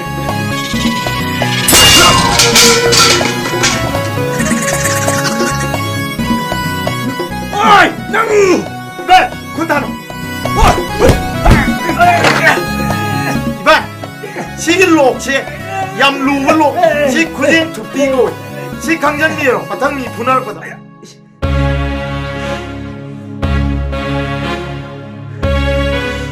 왜야? 왜 줘? 왜 줘? 왜 줘? Tamso. Tamso. Lao sa lao sa lao. Tamso. 왜 줘? 왜 줘? 이봐야. 이봐 정지 육룡 너가 가르파서 넘도 부위요. 아이야 고용 남지 시리나 도거제 용아이 대박 마음 대박.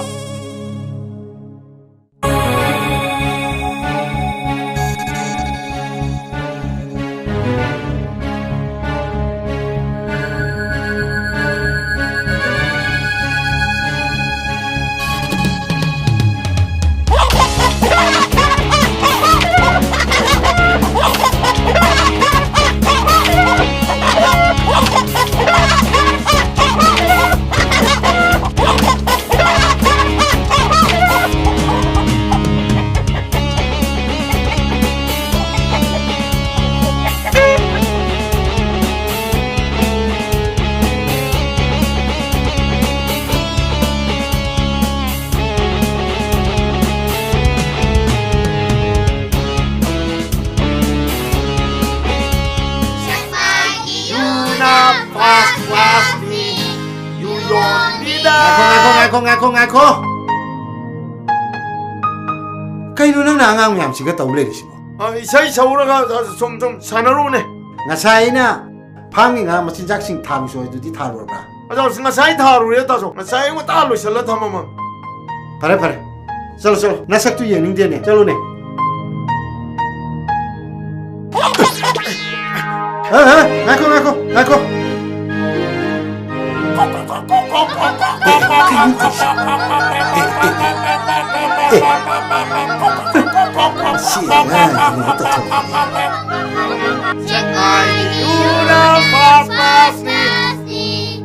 나때 아이게 hingonda tharibo posai mayam sibo bana hurana ba tharibra ba ai ibu chawba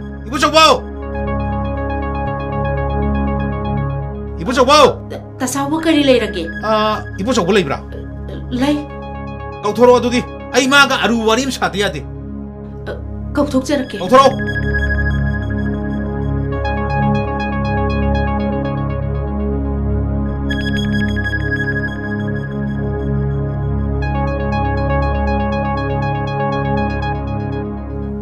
Tasawa, kay tabakino, kay lerege. Tasawa kay lerege ba? Nanang nupa se, warak pa yam na wale. Ay koy bu war o haibra, natraga nang warak ke haibro. Nga si dine, aroy bu wam ngang na si. Ko. Tasawa koy ni ting na kari toro magi haris. Kay daw bay bu. Ay gi hingonda thariba, mana masing hayra sing se. Mana hural laga chathoy mine. 아이디 하이라 타리바 싱시다기 항고 셀 카라두나 이문 원웅 행임니 아두다 주나때 앙앙 싱기 라이크 라이슈 담바다 마땡 오림니네 마시 앙앙 싱 학덕다 아이 콘시디게 마 반토뽕 넘어이더니 까마이 또니 마시 앙앙 시데 까다이다 거리데 소이기 거덕기나 이네 탁선 탐메고 까우네 yendu고 후라라가 짜투뽕 넘이네 다이죠 나이나 나노 빠 후라면도 그라이래 고토로 다이죠 나노 빠 후라면도 고토로 아하오 문에 짜닝이디 타박 수나 센다니디 컨디네 아이는 그라이다 거리데 소이기 거덕기나 탁선 탐메고 아이기 까우네 yendu고 마는 후라라가 짜투이비네 아두다 수나때 마나 그야 우시다기에다 미기 곤홍다 마뚜 포이달가 혼도미네 에 고토로 나노 빠 고토로 Tasawa, koy mo, ay kari haigedabno ay siya khangdre. Mayam na ne, ay ginaw to, tawbining ba tawbada, ay kari siya hairano. Ay hujik kay dagadabno ay khangdre ba. Mayam na tawbining ba to, adum tawbiro, ay kaibta haijarano. As, daiso, kanaroy da.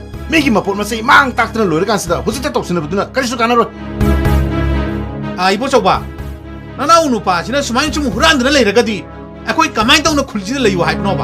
Nanaw nupa si kunji na lehen ge haibra, natraga ako'y kunji thado ka chalo haibro. Mina siyan tanda na ayong na gare. Aduga mana angang mayam jo kumsan na loy na mahan ka dore. Sidi ne la imi sida ne 짝짝이 만 강나 거든 니고. 피해라. namre moina lakpi babu kari leirage 와팜세 까다이드게 하고다모노 하이바 아코이 캉드레 나때 닝티엔나 쌀리바 사자리 자시부 이비마 고이부 까립다 캉드레보 하시고 akhoi ningtemna kari toramage nama angang lai lai su tambadane loina ne kahenga dore mana ne pumang mahenga dore isaina sakning di makhone na mina tasu taningdaba angang mayam jingjida sin piraga magi isaido tabina baidana ni ine magi hangoi manba khonjendo 와제 상통나다나 까나로이 나나오 누빠 닝템부 쿤나시다 레헨게 하이브라 나트라가 아이 코이 와이노 홍크로 하이브라 이보소바 사나레 나 코이 와칸 문나 칼루 하이리시니고 헤이 미엠사 이비엘레 자시나 오호이 자시제 따이벙니까야 이제이네 이따이마 와이 랭디레이 콘지인 작다 지가 이세이 작가니가 아주 큰전 예능디 해 마사 작다 예능데 콘지인이나 항의 공부 핵 말하다나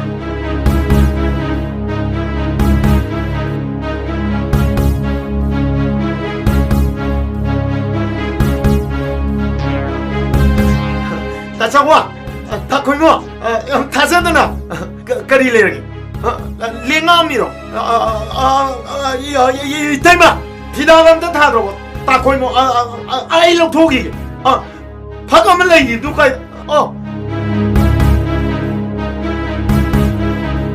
다차와 다 걸모 좀는 랭감이로 좀는 랭감이로 비나는 랭감이로 이때마 다차와이 다 걸모에게 자기들 놈이요 다 걸모들 랭감이로 다차와 헤이 닝템 나는 거리기노 아이나 똑야나 잭슨의 욕접이 yendu고 후라는 자토이두고 아이기 yendu 이마만 짭짠오니고 삐로삐로 아이기 yendu 이마만 짭짠 삐로 kayno ta koy mo chumma nanauna ta koy mo yen ma yama man lul bada nuksida na chum cham na lowra ga ma charu bin ada ta koy mo na yam lu na khanjan mi 아이디어로 하리스니고 아이디네 마말 짭짜는 로니 하리스니 한덕기 다시다 한덕 라이바 다시다 셀 답다이 단도리부 옌두부 마누 후란데네 사토가 에이 마두기 마말 짭짜는 삐더비아로이고 딱 거이모 이엔도 마만 kaya 오이드나 이엔도디 마두가 마미엔가 이 호호름드레다 마파이가 노 쿠비 묵테 자오 얌다 톡테다 아다 이엔도기 마만 무게야 오이드나 아두다 좁산 마홍나데다 딱 거이모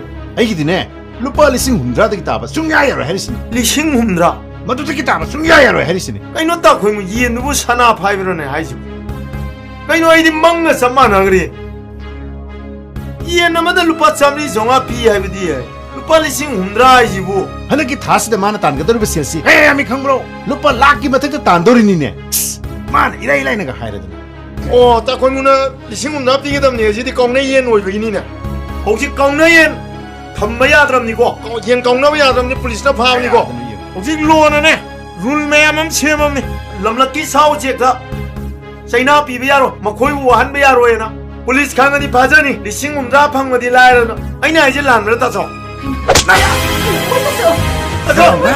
어디서 못 비리실 거야? 대박 아이고 어디서? 나를 해버리. 따서 누누 따서 나 거의 몽자마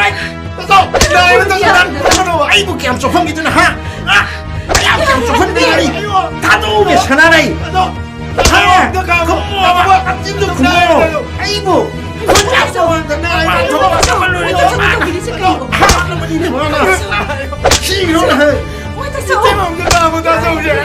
숭아이나무 푸거든네 푸드를 니야로 했는 시상제 푸드는 숭아이야로 해도 망하네 나이놈이 차라리 낭보 나정네 아빠아들이 빼내면 불어 가도 나정네 아빠아들이 이 흉지 다독주는 자기니 아이 자기네 아이들이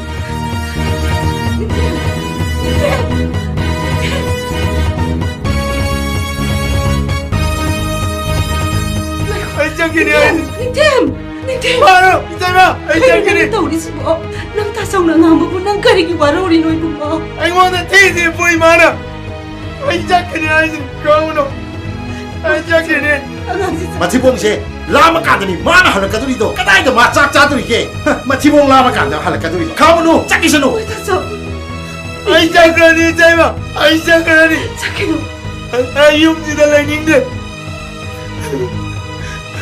아이 흉지다 뭐 하나라로 아이들 너무 비석빙 애들 이혼했대 나가 이거 녹시더라고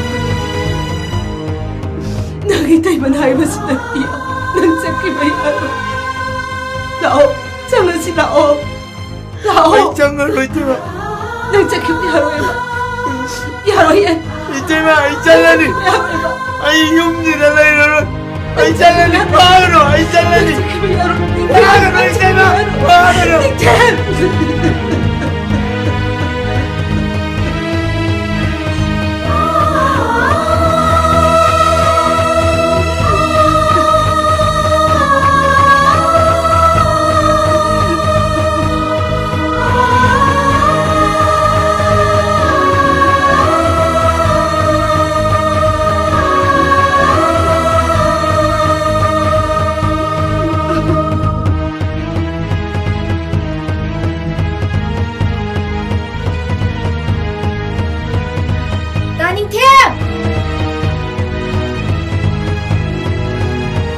다닝템 까이드노 능 ꯆꯠꯇꯣꯏꯁꯦ 하 까이드노ꯕ 아이용 다독도나 잘라고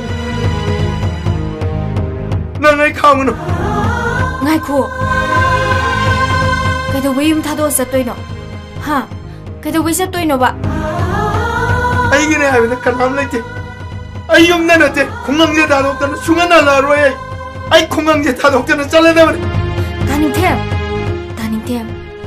ꯀꯩꯅꯣ ꯅꯪ ꯍꯥꯏꯗꯨꯕꯣ ꯇꯥꯆꯧ ꯂꯩꯔꯤ ꯏꯅꯝꯃ ꯂꯩꯔꯤ ꯊꯣꯏꯕꯤ ꯂꯩꯔꯤ ꯑꯗꯨꯏꯁꯨ ꯃꯊꯛꯇ ꯑꯩꯁꯤ ꯅꯪꯒꯤ ꯀꯅꯥꯝ ꯅꯠꯇ꯭ꯔꯕꯣ ꯍꯥ ꯑꯩꯁꯤ ꯅꯪꯒꯤ ꯀꯅꯥꯝ ꯅꯠꯇ꯭ꯔꯕꯕ ꯈꯨꯝꯃꯣ ꯍꯥꯏꯕ 아이 까남덕이 왔다로 아이 까남덕이 왔다 봐봐 안돼 다닝템 ꯅꯪ 아이 ꯆꯠꯈꯤꯅꯣ 강은호 아이 잘라니 아이 강은호 아이 강은호 아이 강은호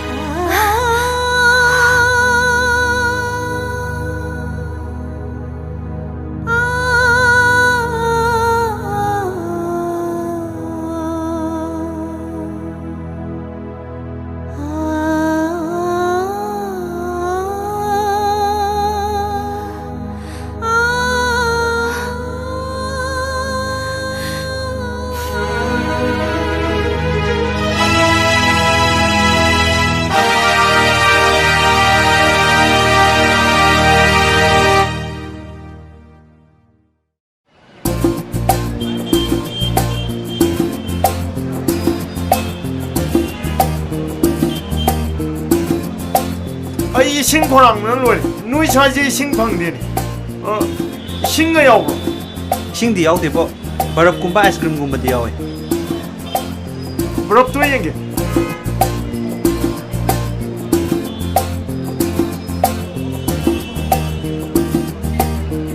ꯁꯤ ꯀꯌꯥꯅꯣ ꯂꯨꯄꯥ 10 ꯈꯛꯇꯅꯤ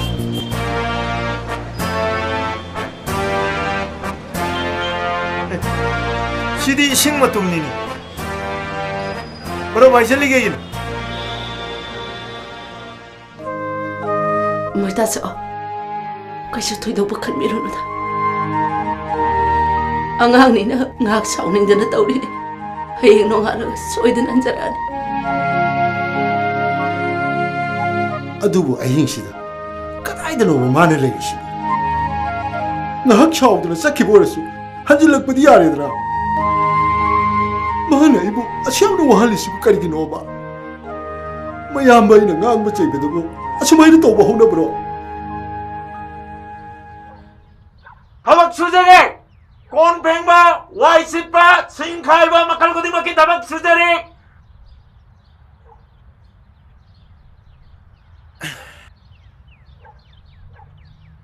오이롬나 ꯆꯠꯄꯅ ꯐꯗꯣꯔꯤꯕ꯭ꯔꯥ ꯌꯦꯠꯂꯣꯝꯗ ꯆꯠꯄꯅ ꯐꯗꯣꯔꯤꯕ꯭ꯔꯥ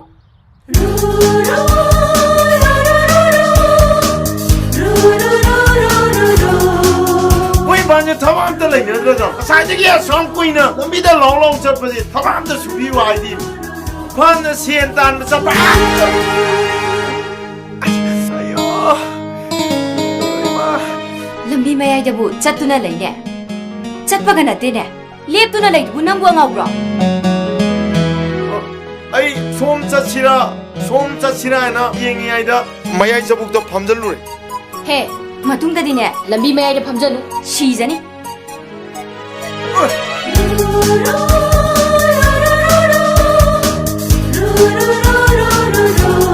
ꯂꯃꯣꯡ ꯑꯍꯨꯝ ꯄꯥꯡꯕꯗ ꯑꯍꯜ ꯂꯃꯟꯁꯤꯡꯅ ꯂꯥꯏꯔꯦꯝꯕꯤ ꯂꯩꯌꯦꯁꯨ ꯆꯨꯝꯖꯥꯅꯤ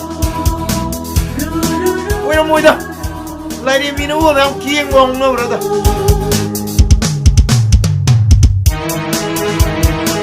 ꯊꯕꯛ ꯈꯔ ꯐꯪꯗꯕꯅꯦ ꯑꯃꯨꯛ ꯆꯦꯜꯂꯦꯅꯦ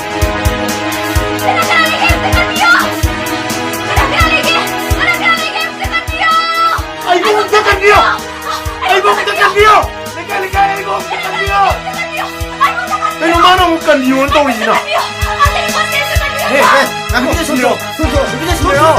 누비도 마 파브네 띠 마나 이 파브네 누비도 시대로 아이브네 그이노 아이주고 아이나 파브네 띠 마 파브네 아이나 파브네 띠 아이나 파브네 띠 아닌데 너무 인치디 지금 뭐니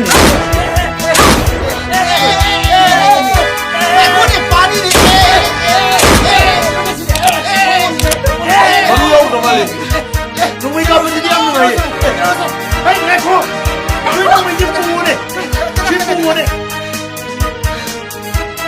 농어이모이모는 지낸 사람이니 아이고야 빵메이 때에서 police 생나라 파나 아이 마탕 보고다 니 농어이모로 가야 맞살라 보고 아무나기지고 ꯁꯣꯝꯅ ꯑꯩꯕꯨ ꯀꯟꯕꯤꯕꯒꯤꯗꯃꯛ ꯀꯔꯤꯅ ꯂꯃꯟ ꯁꯤꯡꯒꯅꯤ 얘라 까리 일라만노 ꯁꯣꯝꯒꯤ ꯃꯤꯡꯕꯨ ꯀꯩ ꯀꯧꯕꯤꯕꯒꯦ ꯀꯥꯏꯗꯩ ꯑꯣꯏꯕꯤꯔꯕꯅꯣ 아이 레밤디 암 탑디다 신타 굴레나요 강하고 남고 강한 모이다 아두다이네 아이 민부디닌 gem거웨 ngasi somga thengnajabaje aigidi laibak yam phabane aigi mingna lexna gawe ngasi degi sakhangnaba habado oirabanina mathangda thengnabadadi adum kongnasiko hoi kongnabudi yayaza aduda kainoma hainingba kai haige habano ai ngarangdagi chak marumta chadri chak khida pijaba ngamnadro natraga aina suyaba thabamta pigiro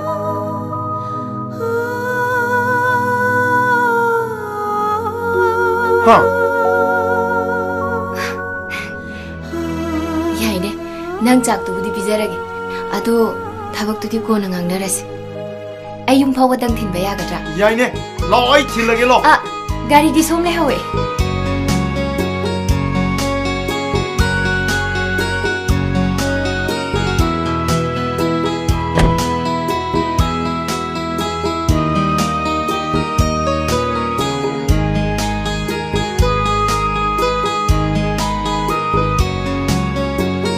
야몽 이섬섬나 하이버다 아이기제 칸나바 사우나바다기 윰데이 토락바이 와니 아이기 진제 야몽 브레이크 크라 야우데 카라 뿜남 찰리 아이주 양 콤모레 누미투 따짜오나 사우나 아이원나 카라주 푸그레 아데이 아이주 이데이노 칸게 강차오 획 사오락바니 노이 뭉지다디 레비라로에나 아이 토락바니 시니 아이 와리부 야몽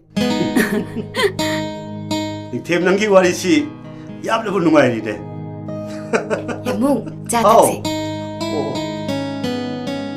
닝템 슈피요 닝템 자 더 더 아이디 탁드라주 야르니다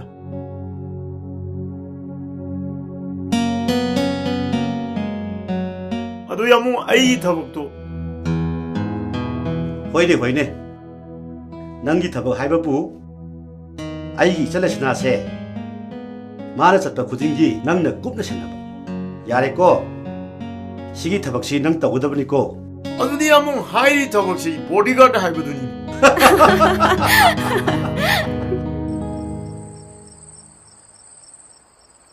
토이비 짜토세 Pabung, ako'y pabung to ang sunala aroydra.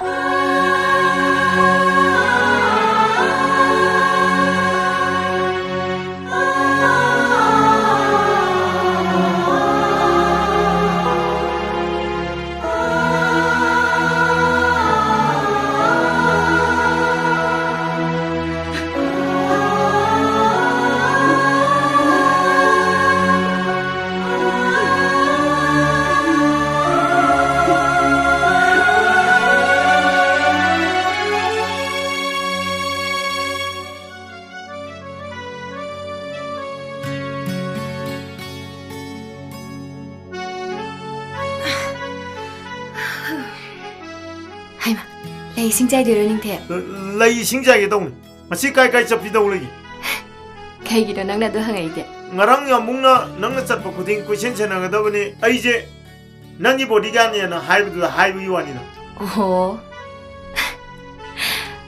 aduidi nang aina chapa mafam khudai makta adum sena duna chatpa ngamgadrani ngamni aina chatlinghai nang adum chatpa ngamni ko chatkani soidre ko ai bodigani geno bodigani jide adum ina tani chatli khudingi fai fai nang na bungamni hardi yam fai gaino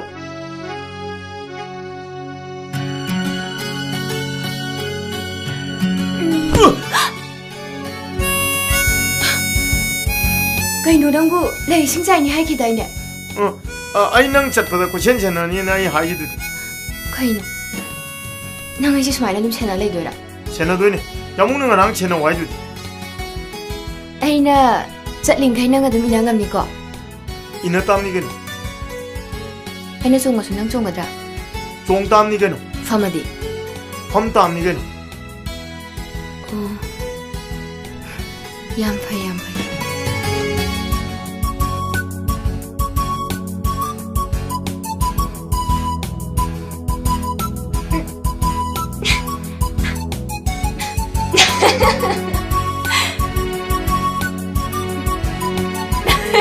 Ay, no na ba ni tang siya? Taxi, ning tian jing wo yang gong ling hai ba?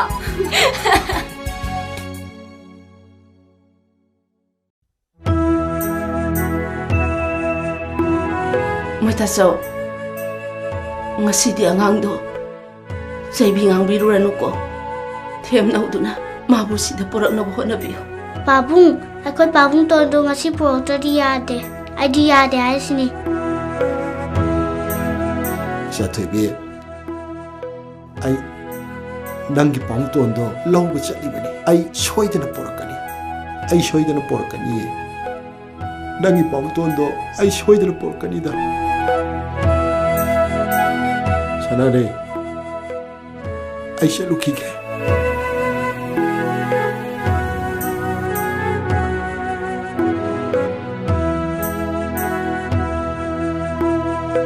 ꯑꯗꯨꯗꯤ ꯔꯣꯀꯤ ꯏꯇꯦꯝꯁꯤ ꯆꯥꯁꯨ ꯂꯣꯜꯂꯨꯒꯦ ꯑꯗꯨꯒꯅꯦ ꯑꯩꯈꯣꯏ ꯂꯤꯁꯅꯥꯁꯨ ꯀꯧꯊꯣꯔꯛꯀꯦ ꯅꯪ ꯐꯝꯃꯝꯃꯨꯀꯣ ꯏꯕꯨꯡꯉꯣ ꯐꯅꯤ ꯇꯦꯝꯁꯤ ꯂꯣꯀꯤ ꯅꯪꯕꯣ ꯀꯔꯤ ꯊꯕꯛ ꯂꯩꯒꯦ ꯌꯥꯝꯕꯣ ꯁꯨꯃꯥꯏꯅ ꯇꯧꯕꯅꯤ ꯌꯥꯝ ꯆꯥꯎꯕ ꯑꯩꯈꯣꯏ ꯃ꯭ꯌꯨꯖꯤꯀꯦꯜ ꯅꯥꯏꯠ ꯑꯃꯈꯛ ꯁꯤꯟꯅꯅꯕ ꯃꯅꯤꯄꯨꯔꯒꯤ ꯑꯆꯧꯕ ꯑꯣꯔꯒꯅꯥꯏꯖꯦꯁꯟ ꯑꯃꯈꯛꯅ ꯑꯦꯔꯦꯟꯖ ꯇꯧꯔꯤ ꯑꯗ ꯑꯣꯔꯒꯅꯥꯏꯖꯔꯁꯤꯡꯁꯤꯅ ꯑꯩꯈꯣꯏ ꯂꯤꯁꯅꯥꯁꯤ ꯍꯣꯁ ꯑꯣꯏꯍꯟꯕꯤꯌꯣꯅ ꯑꯩꯉꯣꯟꯗ ꯌꯥꯝ ꯀꯟꯅ ꯍꯥꯏꯕ ꯑꯣ ꯑꯗꯨꯗꯤ ꯌꯥꯝ ꯐꯩꯅ ꯀꯩꯁꯨ ꯀꯥꯏꯗꯦ 로키 Ê, Lesna, 나 kay numitad thoglaino anh ngarang thong le. Nang da suam nungai ba. Pau nang da pam jaga da bam le. Adugi pau du tam ge haidana tari ta lai si. asengwa kya kay pauno yam nungai du male khaninge ba hairo mi 아시 싱글 로키로.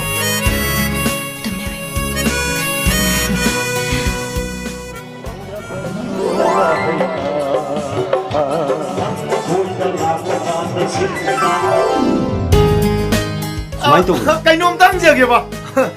Quên 싱글 오자로 기나 들었어. Mani ni. ai em nói rồi, ai mang cái sao mà nói rồi, ai 오자로 em nói cho bà, 오자 이 세이다. 오자 이 세이 mà lấy đó. 자나비 낭부가다이드노 또 ai em 밤새 보자. 제가听了 em nói rồi đó.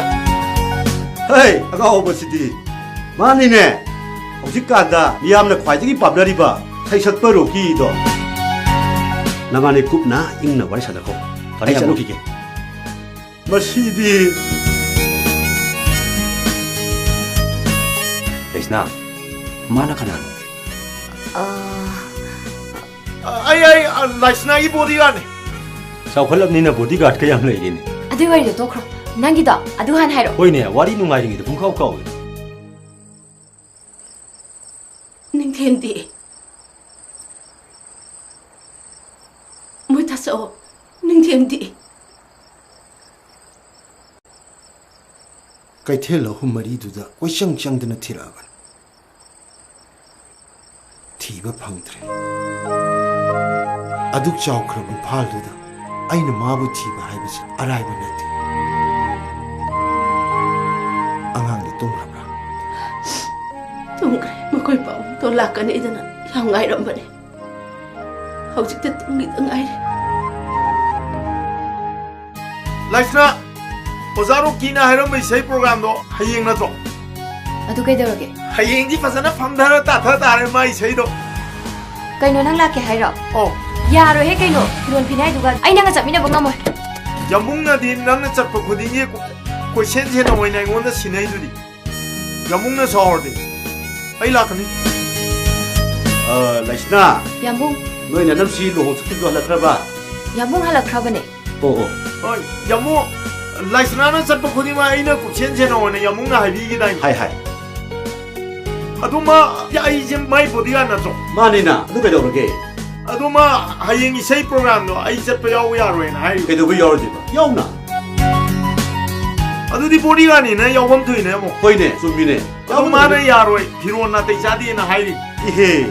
Adu ki were. फिरोल्दुगी ओइरगदी नोय यामुना advance ओइना sale खर पिजरनी कैदोरगी Pini pini.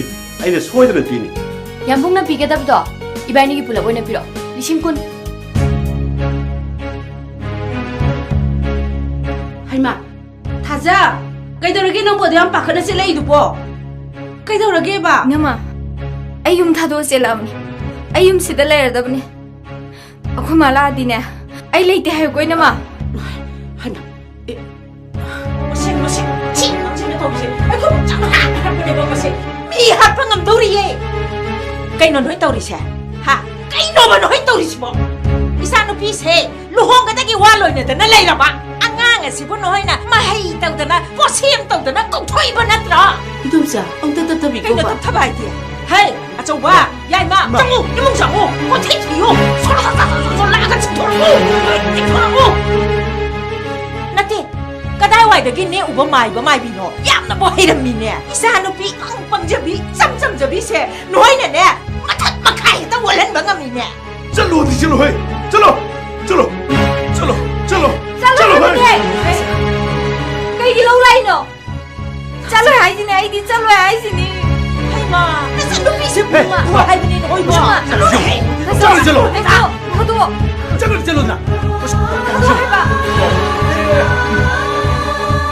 hai ma masi है है ला मियर ना तरा तो इमु ai chalo hai na ma ko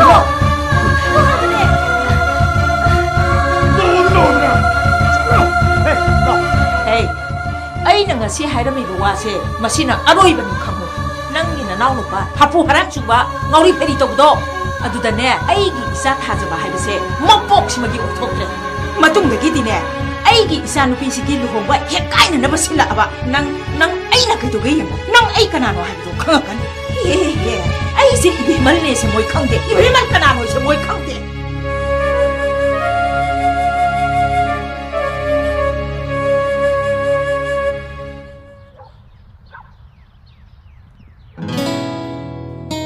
라이스나 너희 이몽이 미징 주장학번이고 미디어 홍각다 윰마 수함성 사절리지가 이 하이행 낭디 짝크다오네 윰지다 레오다우디 너의 양봉가 이템시게다니 ꯅꯉꯣꯟꯗꯗꯤ ꯀꯅꯥꯅ ꯍꯥꯏꯕ ꯌꯨꯝ ꯊꯥꯗꯣꯛ ꯆꯠꯅꯤꯅ ꯑꯩꯗꯤ ꯁꯨꯡꯆꯠ ꯆꯠꯂꯣꯏꯅ ꯀꯩꯅꯣ ꯍꯥꯏꯌꯨ ꯅꯪ ꯌꯨꯝ ꯄꯥꯜꯂꯔꯣꯏ ꯍꯥꯏꯔꯣ ꯅꯨꯄꯥꯅ ꯅꯨꯄꯤ ꯊꯤꯖꯤꯜꯂꯛꯄꯗꯤ ꯌꯥꯔꯒ ꯅꯨꯄꯤꯅ ꯀꯩꯗꯧꯕꯩ ꯅꯨꯄꯥ ꯊꯤꯖꯤꯜꯂꯛꯄ ꯌꯥꯔꯣꯏꯗꯣꯏꯅꯣ ꯅꯪ ꯍꯥꯏꯁꯤ ꯌꯥꯑꯣꯡ ꯏꯟꯕ ꯍꯥꯏꯗꯨꯅꯤꯅꯦ ꯑꯗꯨꯅꯦ ꯌꯥꯎꯡ ꯏꯟꯕ ꯌꯥꯕ ꯅꯨꯄꯥꯗꯨꯅꯦ ꯑꯩꯅ ꯊꯤꯔꯤꯁꯦ 레스나 ꯔꯣꯀꯦ ꯅꯪ ꯂꯥꯛꯏꯔꯣ ꯅꯪ 우나게 라이니 타임시나 ꯅꯪ ꯃꯊꯛꯇ ꯂꯩꯌꯦ ꯑꯩ ꯍꯦꯛꯇ ꯀꯥꯈꯠꯂꯝꯅꯦ ꯂꯥꯛꯑꯣ ꯆꯪꯉꯣ 오자로키 닝태양 시다 펌비요 야이 펌게 아이디 난 오자로키나 sakpa isaido aswatongna nungai gre 아이디 누미뚜 강나오시 누가이 때드나 시시나 좀 사크라바니 콘도 오자로 기기 isai pamna ho manipura kana leram gadagi ai cha lolo kige 야래 자 롤로름 이네 라이제 낭원데 인바이트 마 피겐 도가 kay invite no 하이eng세 아이기 버스데이 타 미디 암바나테 아이기 이마나바 클로즈웨나바 홈머리 카 꿀러가네 이따따 신만이다 능 프레젠테이션가 게임 포라 가놓고 하이eng 부르가 라디 아이디야로 쌈쌈나 좀 라오 마삼 각 솜쌈나 신든 호이 아도 아이 짤라게 오자로키 아이 이너럭 야가드라 거리 이노네 닝태야 보디가드 나트로 마기 아이디 보디가드 라이스나기 마셀라디 보디가드 나루이도 아두디 아이 하이eng 라기 ngantan la kayo adude ay sa lugi ko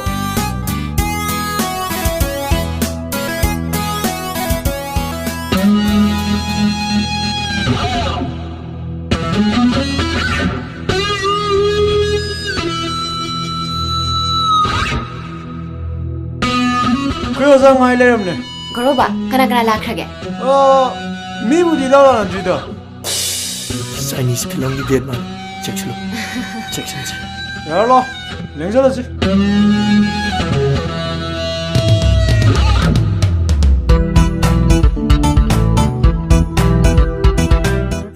레시나 닝태양 여우리 애드나 라오 아이가 상시 아마 탁다 이가다 파무시라 호이 닝태야 밥 먹어 소음들링 춘시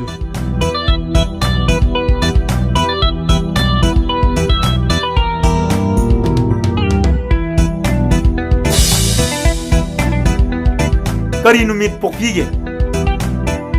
Ay po numit ka nga nang gadawin sumhangmanida. 레시나 라오 상어 마얌시 로이 라니 상어 아스 kay dawrugi lao sango hammo mayam loi lagnarani chango kari ta koiruno sango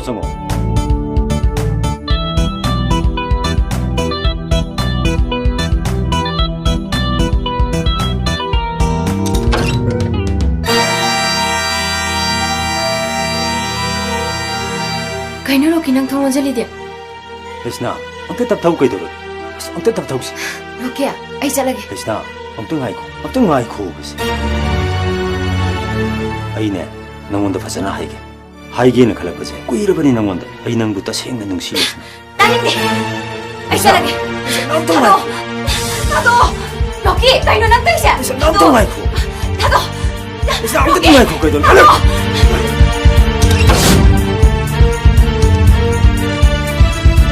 레시나 엉뚱 하이코 레시나 엉뚱 하이코 그시 Guide no.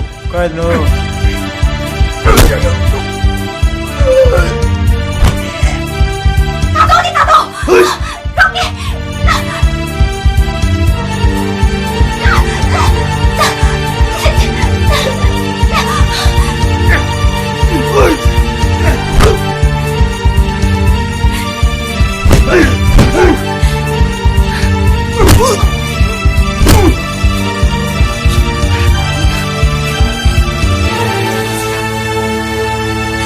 미양나 sakang나라바 미사 아마나고 ꯑꯗꯨꯒꯨꯝꯕ ꯂꯤꯆꯠ ꯆꯠꯄ ꯍꯧꯅꯕ꯭ꯔꯣ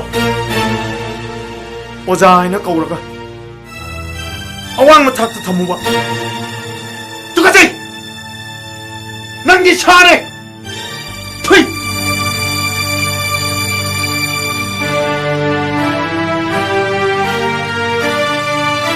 ꯅꯣꯏꯅ ꯁꯤꯜꯂꯤꯗꯣ ꯑꯩ ꯂꯣꯏ ꯈꯪꯉꯦꯕ ꯅꯣꯏꯅ ꯑꯩꯕꯨ ꯏꯃꯨꯡꯁꯤꯗ ꯌꯥꯝ ꯀꯨꯏꯅ ꯂꯩꯍꯟꯅꯤꯡꯗꯦ ꯏꯃꯨꯡꯁꯤꯗꯒꯤ ꯑꯩꯕꯨ ꯇꯥꯟꯊꯣꯛꯅꯤꯡꯉꯦꯕ ꯑꯩꯒꯤꯗꯤ ꯏꯃꯥꯁꯨ ꯂꯩꯇꯦ 이봉수 leite 바보 난 레르마디 수마인 떠오를 거 바보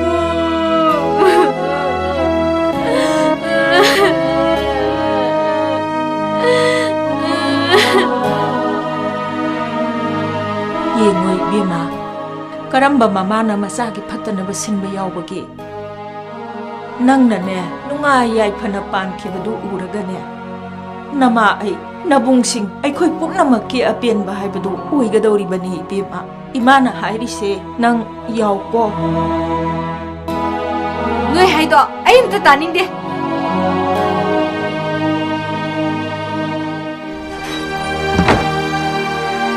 ꯑꯆꯧꯕ ꯌꯥꯏꯃ ꯃꯥꯅ ꯌꯥꯕ ꯌꯥꯗꯕ ꯊꯕꯛꯁꯦ ꯀꯩꯅꯣ ꯇꯧꯔꯒꯅꯦ ꯌꯥꯝ ꯊꯨꯅ ꯄꯥꯡꯊꯣꯛꯇꯕ ꯌꯥꯗ꯭ꯔꯦ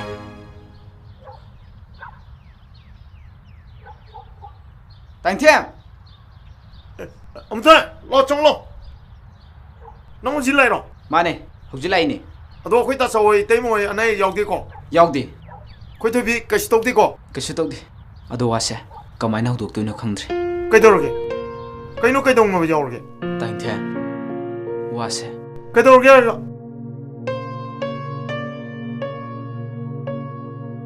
그래도 그게 못해 하 그래도 너 여기 봐 그이노 낭 또 밀레이도 못해 그래도 그게 아니라 마시앙 게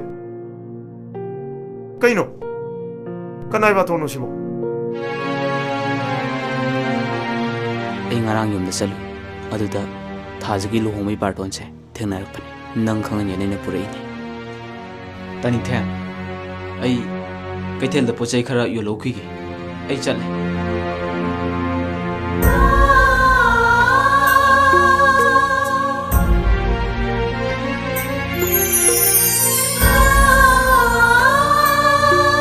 ꯑꯩꯕꯨ ꯄꯨꯔꯒ ꯀꯗꯥꯏꯗꯅꯣ ꯆꯠꯂꯣ ꯑꯩꯕꯨ ꯄꯨꯔꯒ ꯀꯗꯥꯏꯗꯅꯣ ꯆꯠꯂꯣ ꯍꯥꯏꯕ 다자 난 루홍하던가 난 널 이다만 간접이다 그야그 어디 와줘 어이 강남한테 어이 뿜나만 강이 다자 마탕드나 어이나 남기다만 빵글 통나 빵목 땡방금 기대 난 내부 워로란 거니 어이 강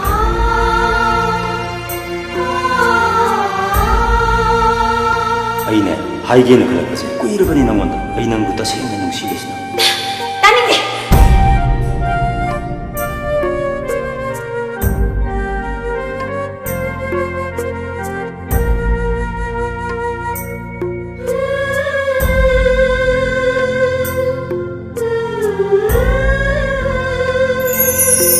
ꯑꯩ ꯉꯔꯥꯡꯗꯒꯤ ꯆꯥꯛ ꯃꯔꯨꯝꯗ ꯆꯥꯗ꯭ꯔꯤ ꯆꯥꯛ ꯈꯤꯇ ꯄꯤꯖꯕ ꯉꯝꯒꯗ꯭ꯔꯣ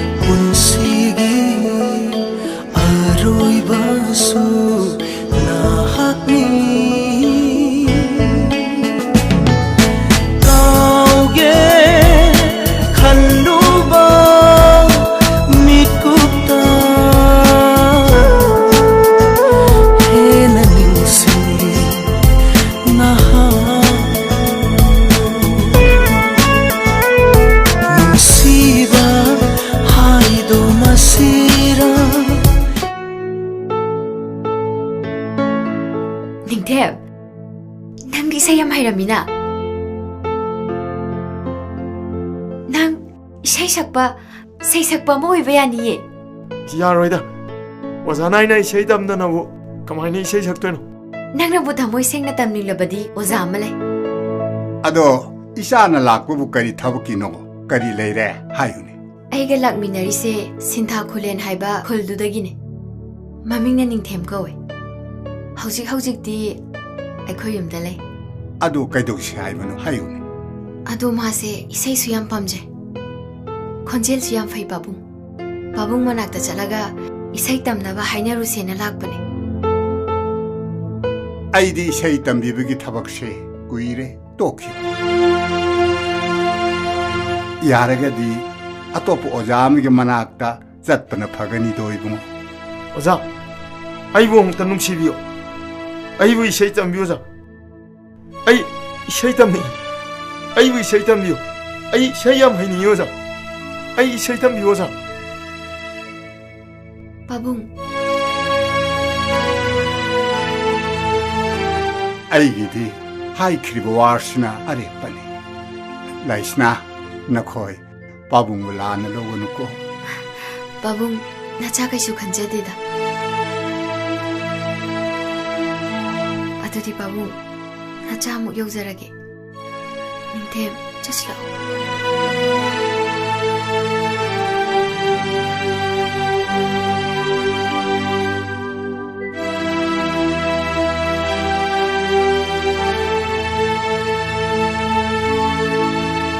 Thoibi lectra. Moi namda lai da zaro. Hang ne ka namda lai da zalo. Leirangani ta da borangani. Punthai khara kaune. Thoibi. Kana no. Bonthai. Thembung. Nakhoi lai ro. Ta bonthai nang lai se kari hai ke lai no. Thoibi, noi pangtong ka jakhi ge. Ai khoi babung don kai jakhi no ai su khangde. Lakani ta. Nakhoi ta nek jib do. Choi dana lakani. Thoibi, ai de khoi se laga.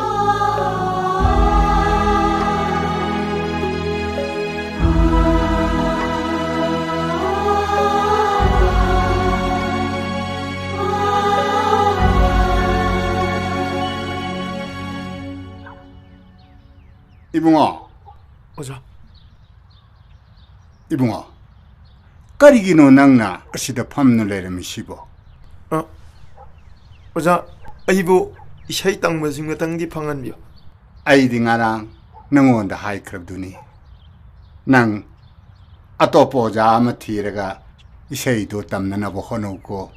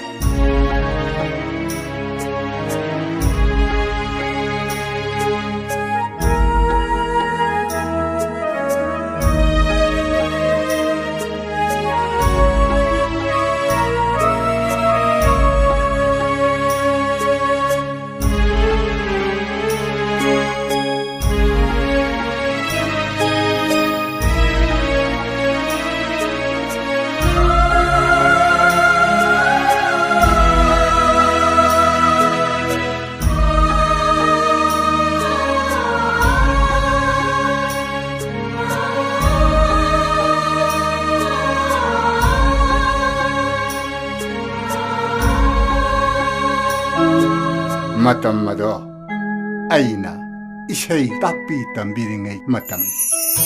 Aigi isaygi mahiroi singi marakta Rocky kauba mahiroi ama yauraki.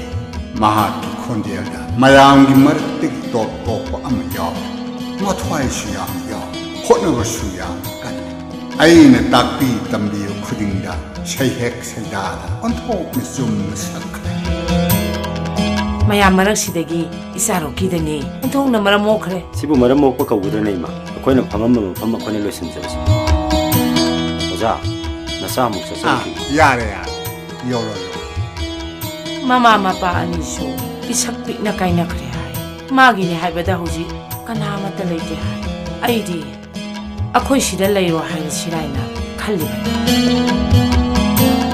ꯅꯪꯅ ꯑꯩꯈꯣꯏ ꯁꯤꯗ ꯂꯩꯕ ꯍꯥꯏꯕꯁꯦ ꯅꯪꯒꯤ ꯑꯣꯖꯥꯒꯤ ꯑꯄꯥꯝꯕꯅꯤ ꯀꯣ ꯅꯪ ꯌꯥꯎꯀꯣ ꯅꯨꯃꯤꯠꯇꯨꯗꯒꯤ ꯃꯍꯥꯛꯄꯨ ꯏꯕꯦꯆꯥꯎꯕꯤꯅ ꯑꯄꯣꯛꯄ ꯃꯆꯥꯃꯛꯅꯤ ꯈꯟꯅ ꯌꯨꯝꯁꯤꯗ ꯊꯝꯂꯛꯈꯤ ꯏꯁꯩ ꯇꯝꯕꯤꯕ ꯃꯄꯨꯡ ꯐꯥꯔꯕ ꯃꯇꯨꯡꯗꯒꯤꯗꯤ ꯃꯍꯥꯛ ꯂꯩꯄꯥꯛ ꯃꯤꯌꯥꯝꯅ ꯈ꯭ꯋꯥꯏꯗꯒꯤ ꯄꯥꯝꯅꯔꯕ ꯁꯩꯁꯛꯄ ꯍꯥꯏꯕꯗꯣ ꯑꯣꯏꯈꯤ ꯃꯁꯥꯅ ꯇꯥꯟꯖꯕ ꯁꯦꯜꯗꯅ ꯃꯌꯨꯝ ꯏꯪꯈꯣꯜ ꯂꯦꯞꯇꯨꯅ ꯃꯍꯥꯛ ꯇꯣꯉꯥꯟꯅ ꯂꯩꯈꯤ ꯅꯣꯡꯃ ꯏꯈꯪ ꯈꯪꯍꯧꯗꯅ ꯑꯩꯒꯤ ꯅꯨꯄꯤ ꯏꯕꯦꯆꯥꯎꯕꯤ ꯑꯀꯟꯕ ꯑꯅꯥꯕ ꯑꯃꯅ ꯅꯥꯔꯛꯈꯤ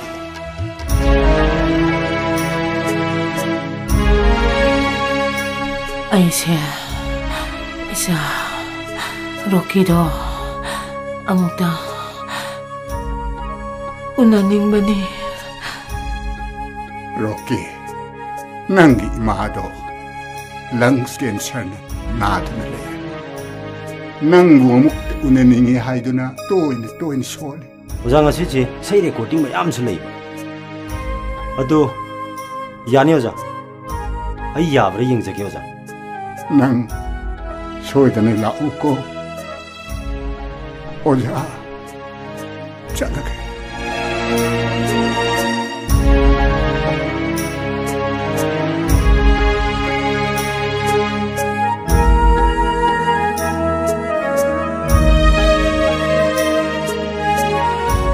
낭낭에 짝시 짜오야더부시나 쎄쎄쎄쎄 비짜오비야 비짜오비야 비짜오비 비짜오비 능 잘라버렸고 아두 이 비짜오비 마사로 끼부 우나바 방다나 아두막 마kun시 로이키 누밋두데기 아무칸나 이세이 담비레로이 하이드나 아이 레이라키바니 아두부 능태 어서 아이는 땀루와 강루와 이세이 마헤이 뿜나마 낭기 나품다 아이 아카 뿌리트나 담비라가니 어자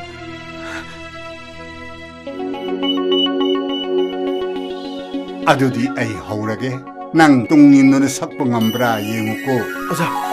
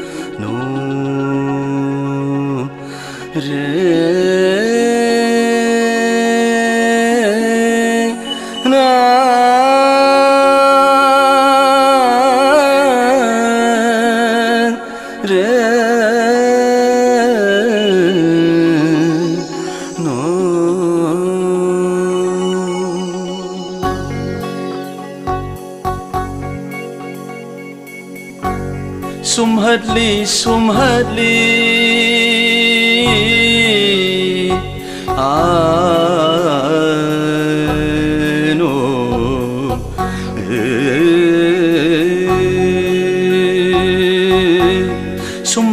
sumhadli nangi fajabase 니 사 마 가 리 사 리 니 사 사 가 마 다 다 니 사 숨할리 숨할리 낭기 파자바시 숨할리 숨할리 숨할리 숨할리 낭기 파자바시 잉루 잉루 바쿠딩다 파자바 마나 가오락니 숨할리 숨할리 낭기 파자바시 숨할리 숨할리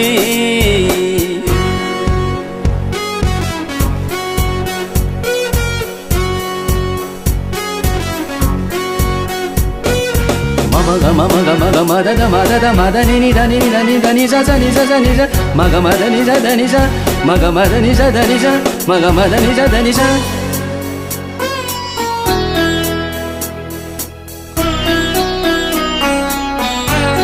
농돌가 말렘가 미짜나리에 농콩가 레진가 와리사나리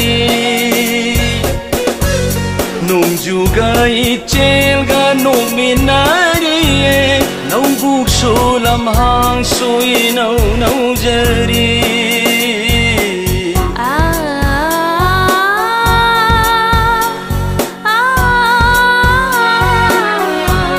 농돌가 말렘가 미짜나리에 농콩가 레진가 와리사나리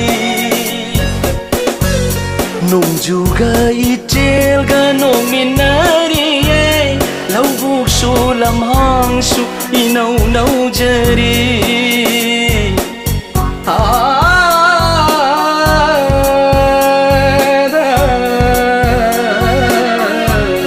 농시바다기 농시바 karamba marino masibu sumhadli sumhadli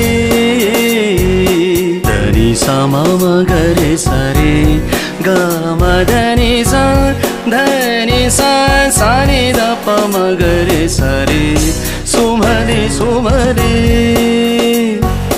maga madani sa dani sa ga mare sare ga mare sare sumhadli sumhadli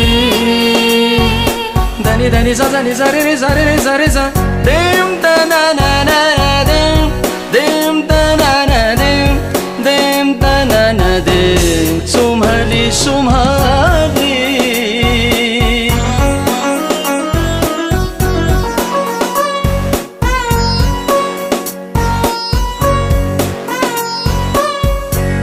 Lainamga malanga pangkhong channari hay kolga lay kolga saglonong nari ana redana padyada chumthang minong tangjari aron ba apong ba loy ba nai da ba shiba dagi shiba karamba marino masibu mahausa mahausa musibi mahausa mahausa mahausa mahausa mahausa mahausa mahausa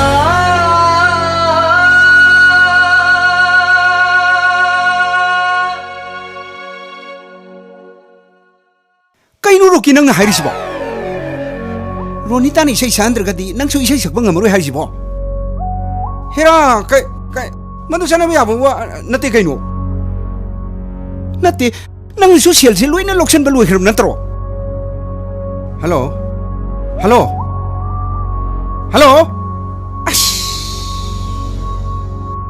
Babung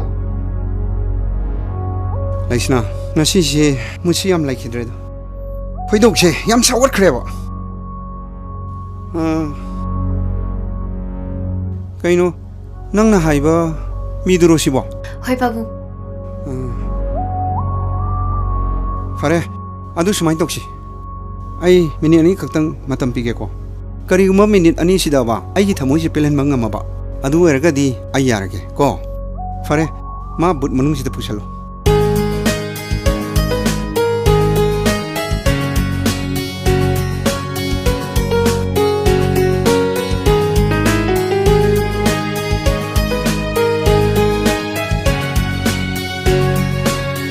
One, two, three, go!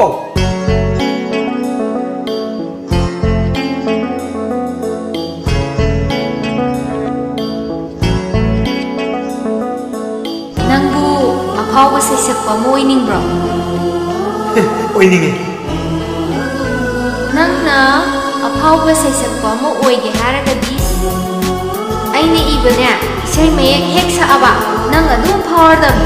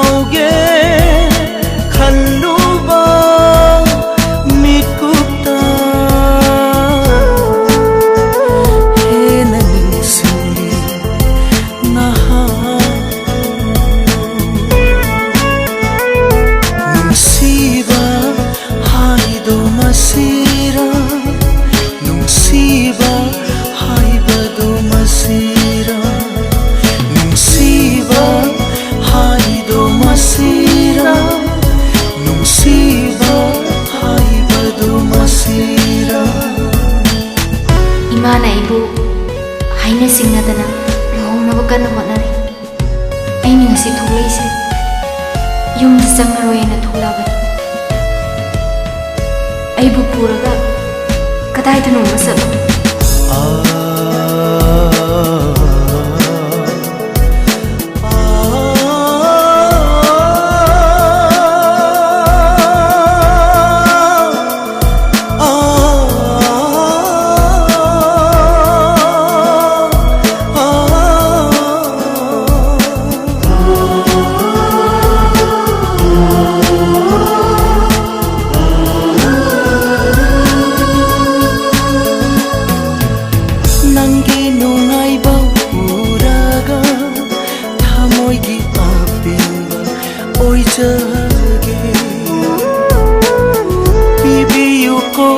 Janabi nangna masitan aigi apamba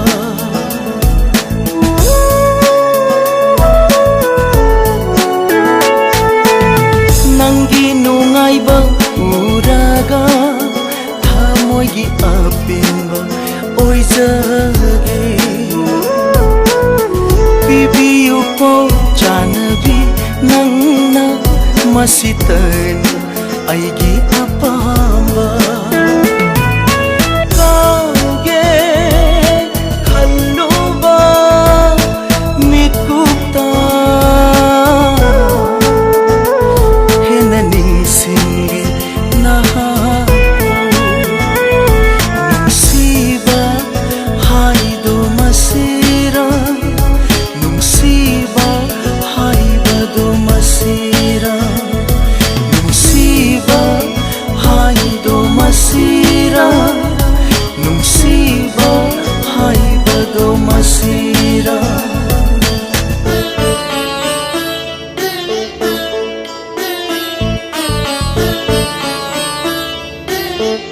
ꯅꯤꯡꯊꯦꯝ ꯅꯪ ꯁꯨꯡꯁꯣꯏ ꯁꯣꯏꯗꯅ ꯐꯥꯎꯔꯅꯤ ꯌꯦꯡꯉꯣꯏ ꯑꯩꯒꯤꯅꯦ ꯃꯊꯪ ꯂꯥꯛꯀꯗꯧꯔꯤꯕ film ꯃꯌꯥꯝꯁꯦ ꯅꯪꯅꯅꯦ ꯂꯣꯏꯅ ꯁꯥꯜꯂꯅꯤ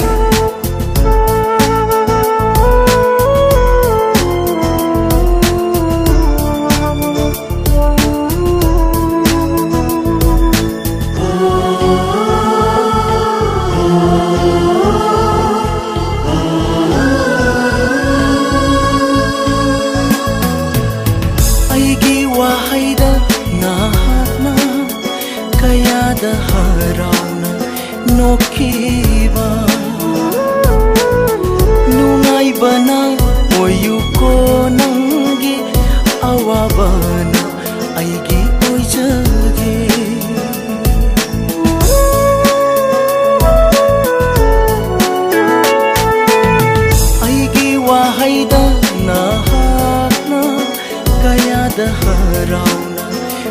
ꯊꯣꯛꯈꯤꯕ ꯅꯨꯡꯉꯥꯏꯕꯅ ꯑꯣꯏꯌꯨꯀꯣ ꯅꯪꯒꯤ ꯑꯋꯥꯕꯅ ꯑꯩꯒꯤ ꯑꯣꯏꯖꯒꯦ ꯀꯥꯎꯒꯦ ꯈꯜꯂꯨꯕ ꯃꯤꯠꯀꯨꯞꯇ ꯍꯦꯟꯅ ꯅꯤꯡꯁꯤꯡꯅ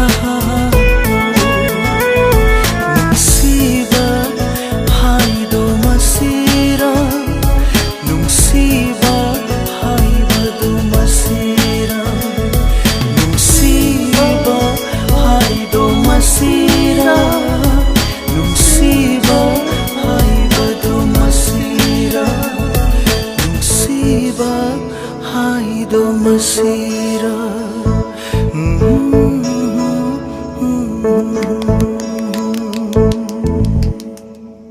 ꯍꯥ ꯀꯔꯤ ꯍꯥꯏꯕ ꯃꯤ ꯑꯇꯣꯞꯄꯅ ꯁꯛꯈ꯭ꯔꯦꯕ ꯑꯦꯔꯥ ꯑꯗꯨꯗꯤ ꯌꯥꯔꯣꯏꯗ ꯋꯥ ꯀꯥꯏꯅꯔꯛꯀꯅꯤꯗ ꯄ꯭ꯔꯣꯒ꯭ꯔꯥꯝꯅ ꯑꯩꯈꯣꯏꯅ ꯍꯥꯟꯅ ꯂꯧꯔꯒ ꯃꯍꯨꯠ ꯁꯛꯈ꯭ꯔꯦ ꯍꯥꯏꯁꯤꯕꯨ ꯑꯗꯨꯗꯤ ꯋꯥ ꯀꯥꯏꯅꯔꯛꯀꯅꯤꯗ ꯌꯥꯔꯣꯏꯗ ꯑꯗꯨꯃꯥꯏꯅ ꯇꯧꯕ ꯍꯧꯅꯗꯦ ꯍꯜꯂꯣ ꯍꯜꯂꯣ ꯍꯥ ꯀꯥꯝꯁꯀꯤ ꯃꯤꯔꯥ ꯇꯥꯏꯌꯦ ꯇꯥꯏꯌꯦ ꯏꯇꯥꯎꯅ ꯍꯥꯏꯗꯣ ꯇꯥꯏꯌꯦ ꯑꯗꯨꯁꯨ ꯌꯩꯊꯣꯛꯈ꯭ꯔꯦꯕ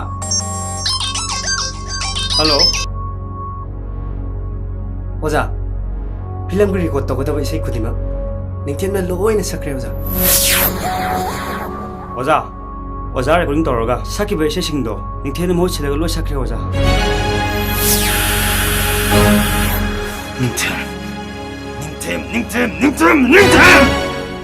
ꯑꯗꯣ ꯁꯣꯏꯕꯤꯕꯗꯤ ꯌꯥꯗ꯭ꯔꯦꯀꯣ ꯑꯗꯨꯗꯤ ꯑꯃꯨꯛ ꯌꯥꯎꯔꯒꯦꯀꯣ ꯍꯣꯏ ꯍꯣꯏ ꯑꯗꯣ ꯁꯣꯏꯕꯤꯔꯅꯨꯀꯣ ꯃꯌꯥꯝ ꯑꯗꯨꯗꯤ ꯂꯦꯡꯕꯤꯔꯛꯄ ꯀꯌꯥꯝ ꯀꯨꯏꯔꯒꯦ ꯑꯩꯁꯦ ꯉꯔꯥꯡ ꯄ꯭ꯔꯣꯒ꯭ꯔꯥꯝ ꯈꯤꯇꯪ ꯊꯦꯡꯈ꯭ꯔꯕ ꯅꯨꯡꯗꯥꯡꯒꯤ ꯄ꯭ꯔꯣꯒ꯭ꯔꯥꯝꯁꯦ ꯑꯗꯨꯗ ꯌꯥꯍꯧ ꯈꯔ ꯊꯦꯡꯗꯣꯛꯈ꯭ꯔꯦ ꯋꯥꯔꯧ ꯌꯥꯗꯦ ꯑꯃꯨꯊꯣꯏ ꯇꯥꯃꯣꯒꯤ ꯄ꯭ꯔꯣꯒ꯭ꯔꯥꯝ ꯌꯥꯅꯔꯕ ꯑꯣꯀꯦ ꯇꯥꯅꯔꯦ ꯏꯅꯥꯎꯁꯤꯗ ꯂꯣꯏ ꯁꯤꯜꯂꯦꯅ ꯍꯥꯏꯔꯦ ꯇꯥꯡ 37ꯗ ꯌꯥꯔꯦ ꯅꯨꯡꯉꯥꯏꯔꯦ ꯑꯗꯣ ꯑꯣꯖꯥ ꯅꯤꯡꯊꯦꯝꯁꯦ ꯂꯥꯛꯄꯤꯗꯕ ꯌꯥꯗꯕꯅꯤꯀꯣ ꯑꯃꯨꯛꯀ ꯂꯥꯛꯇ꯭ꯔꯗꯤ ꯏꯁꯩꯁꯦ ꯄꯨꯡ ꯐꯥꯔꯣꯏꯗꯣꯔꯤꯕ ꯁꯣꯏ ꯂꯥꯛꯆꯅꯤ ꯑꯩꯈꯣꯏ ꯑꯃꯨꯊꯣꯏꯅꯕꯨ ꯌꯥꯔꯗꯤ ꯂꯣꯏ ꯌꯥꯔꯕꯅꯤ ꯁꯣꯏꯗꯅ ꯂꯥꯛꯆꯅꯤ ꯌꯥꯝ ꯅꯨꯡꯉꯥꯏꯖꯔꯦ ꯑꯣꯖꯥ ꯏꯌꯥꯝꯕ ꯍꯣꯏꯒꯤꯅ ꯀꯔꯤ ꯐꯤꯂꯝ ꯑꯃꯈꯛꯀꯤ ꯑꯣꯖꯥ ꯅꯤꯡꯊꯦꯝꯗꯒꯤ ꯔꯦꯀꯣꯔꯗꯤꯡ ꯑꯅꯤꯈꯛꯇ ꯇꯧꯖꯒꯦ ꯂꯥꯛꯆꯕꯅꯤ ꯑꯗꯣ ꯍꯟꯗꯛꯀꯤ ꯊꯥꯁꯤ ꯈꯔ ꯆꯤꯜ ꯁꯦꯗ꯭ꯌꯨꯜꯁꯤ ꯈꯤꯇꯪ ꯇꯥꯏꯠ ꯑꯣꯏ ꯑꯗꯣ ꯃꯊꯪꯒꯤ ꯊꯥꯗ ꯔꯦꯀꯣꯔꯗꯁꯦ ꯇꯧꯕ ꯌꯥꯕꯒꯤ ꯈꯨꯗꯣꯡꯆꯥꯕꯗꯣ ꯂꯩꯒꯗ꯭ꯔꯥ ꯌꯥꯅꯤ ꯌꯥꯅꯤ ꯑꯃꯨꯊꯣꯏꯁꯦ ꯇꯥꯃꯣꯒꯤꯁꯦ ꯃꯊꯪꯒꯤ ꯊꯥꯒꯤ ꯐꯥꯔꯁ ꯋꯤꯛꯇ ꯀꯩꯀꯩ ꯑꯍꯥꯡꯕ ꯂꯩꯒꯦꯗꯣ ꯑꯝꯇ ꯌꯦꯡꯉꯨ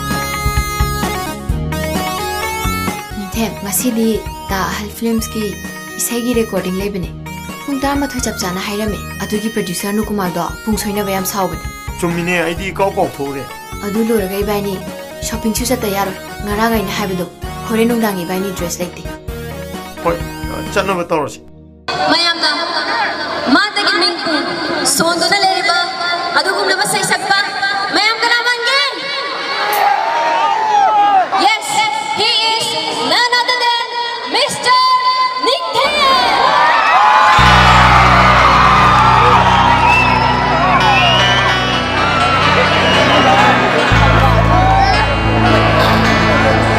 ꯃꯅꯤꯄꯨꯔꯤ ꯐꯤꯂꯝꯒꯤ ꯏꯁꯩꯁꯤꯡꯅ ꯑꯩꯒꯤ ꯁꯤꯡꯂꯤꯗ ꯏꯁꯩꯒꯤ ꯏꯍꯨꯜ ꯇꯝꯍꯜꯂꯛꯈꯤ ꯉꯁꯤꯗꯤ ꯃꯅꯤꯄꯨꯔꯤ ꯐꯤꯂꯝꯒꯤ ꯂꯝꯌꯥꯟꯕꯁꯤꯡ ꯑꯗꯨꯒꯤ ꯃꯐꯝꯗ ꯀꯠꯆꯕ ꯑꯣꯏꯅ ꯏꯁꯩ ꯃꯇꯦꯛ ꯃꯇꯦꯛ ꯊꯧꯒꯜ ꯇꯧꯖꯒꯦ ꯃꯈꯣꯏꯒꯤ ꯃꯇꯧ ꯇꯝꯖꯕꯗꯤ ꯏꯇꯤꯛ ꯅꯆꯗꯦ ꯉꯥꯛꯄꯤꯒꯅꯤ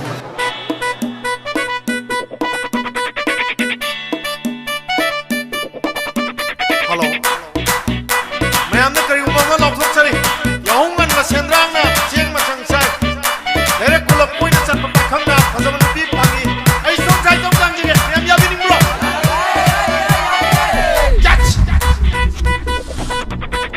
ꯆꯠꯂꯤ ꯆꯠꯂꯤ ꯃꯐꯝ ꯈꯨꯗꯤꯡ ꯑꯩꯅ ꯆꯠꯂꯤ ꯆꯠꯂꯤ ꯃꯐꯝ ꯈꯨꯗꯤꯡ ꯑꯩꯅ ꯂꯩꯔꯝꯃꯤ ꯑꯩꯒꯤ ꯊꯃꯣꯏꯗ ꯂꯦꯡꯗꯅ ꯂꯩꯔꯝꯃꯤ ꯑꯩꯒꯤ ꯊꯃꯣꯏꯗ ꯂꯦꯡꯗꯅ ꯀꯅꯥꯕꯨꯅꯣ ꯅꯪꯕꯨꯅꯦ ꯐꯖꯗ꯭ꯔꯒ ꯍꯪꯉꯨ ꯊꯃꯣꯏꯗ ꯑꯩꯒꯤ ꯑꯩꯁꯦ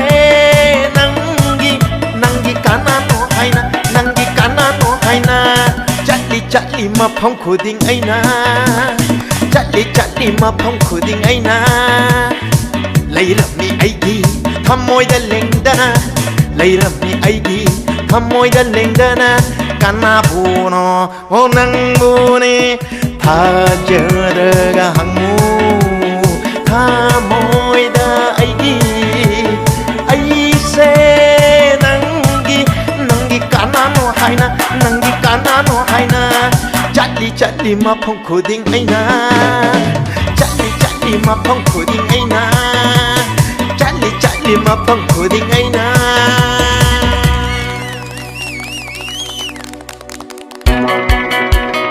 생독자방은 이만한지 또이나 할 섬레이만하기 싱이만한 노통나수 눈치입니다 섬레이만하기 싱이만한 찐비도 미암갔다 여비고 낭기 샴랑레이 실라 헤헤헤헤 섬레이만하기 싱이만함다 호호호 아힘시디 레이자니 헤헤헤헤 낭기 샴랑레이 실라 헤헤헤헤 섬레이만하기 싱이만함다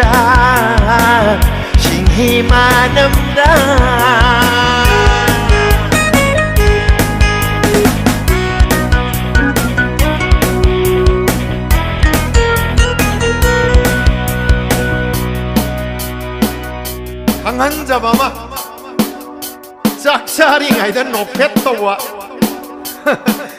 아뭉달롱네 힙바가 높했다와 박항도 눈시바다 나오는 박항니 아이네 맛이 좀 물어봐요 나우리 아이디 shum할래 낭나 나우리 아이디 shum할래 낭나 나하기니 노기 눈시발레 남나 나하기니 노기 눈시발레 남나 bunsi ID manglangole nawe ID shumale nanga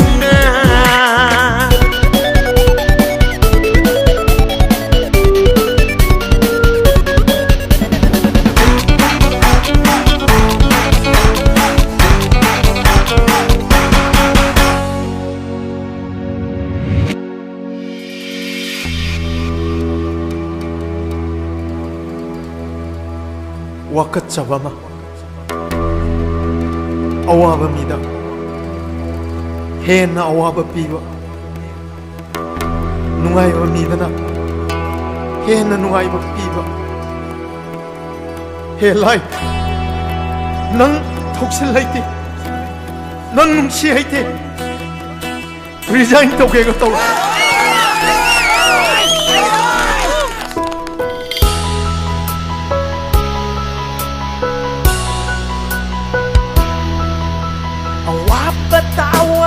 Piu nungai bata nungai ba hapu hang jaga ni thamoi da tumina hong nabi ni punsigi shat nabi ni tai bangi hingari batawai 1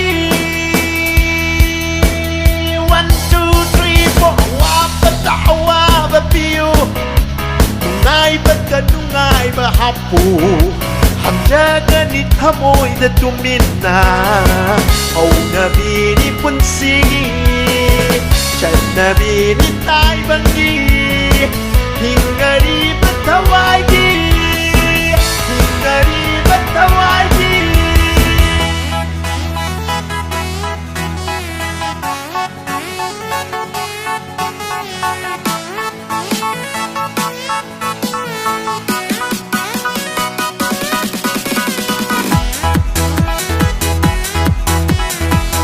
Your attention please. Matang na sila mayam naging kaina na bayan ko ni Zari. Pinabiras. Ahing ning tinabi ahing Tada Uning hunabi tada Ahing ning tinabi ahing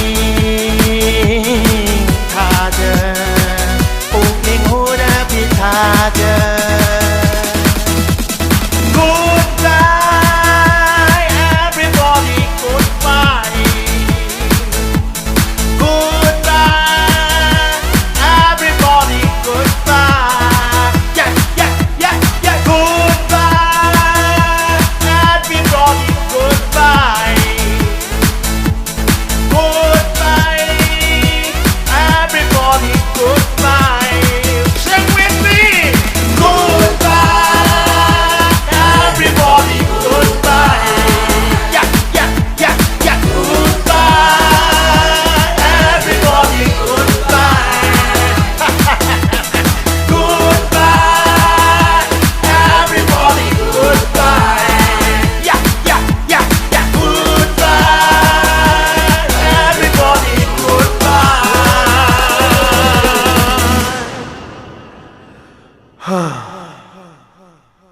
Thank you. Thank you.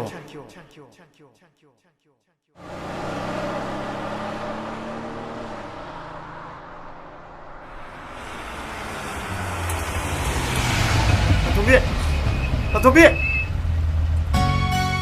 Ai ne? Nanau ning diam ne?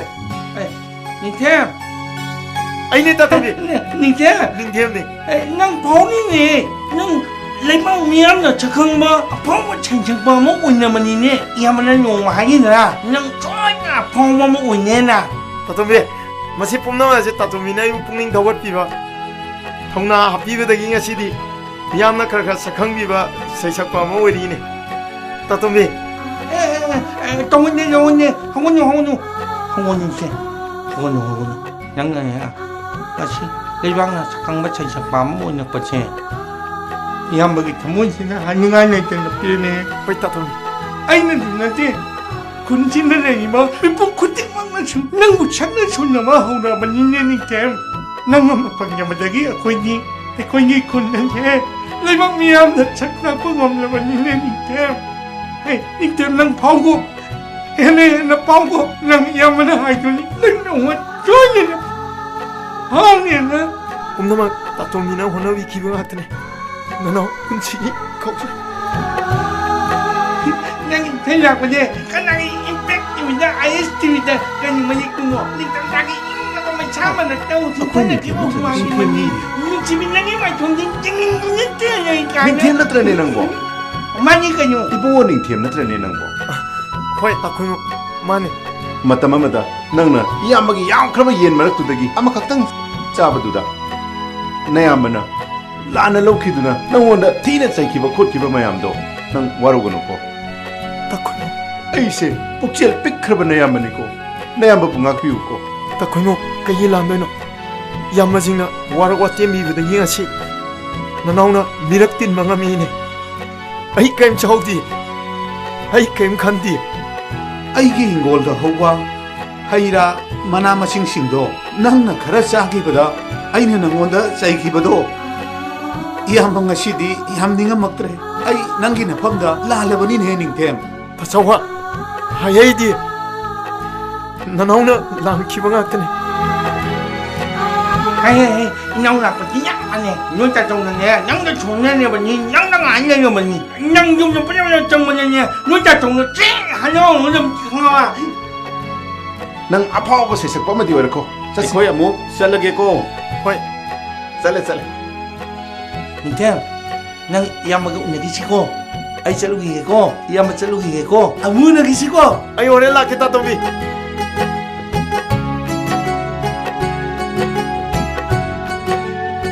wingol je chawdro so sia khoi pukhi ni si pukhi ji dai na ngangoi ngai de iroi da wa lainang marak te iroi da khoi ta chawna phuda ji di wa khoi te mina kham ja ni Shina koyu.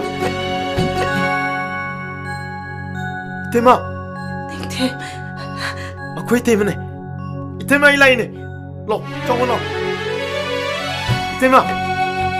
Kai noi ngona mon ne yinga lei du. Ai masak khang lo bo. Ai masak phasa tho ri tema. Ai thai ne ni them lo man do. Tema.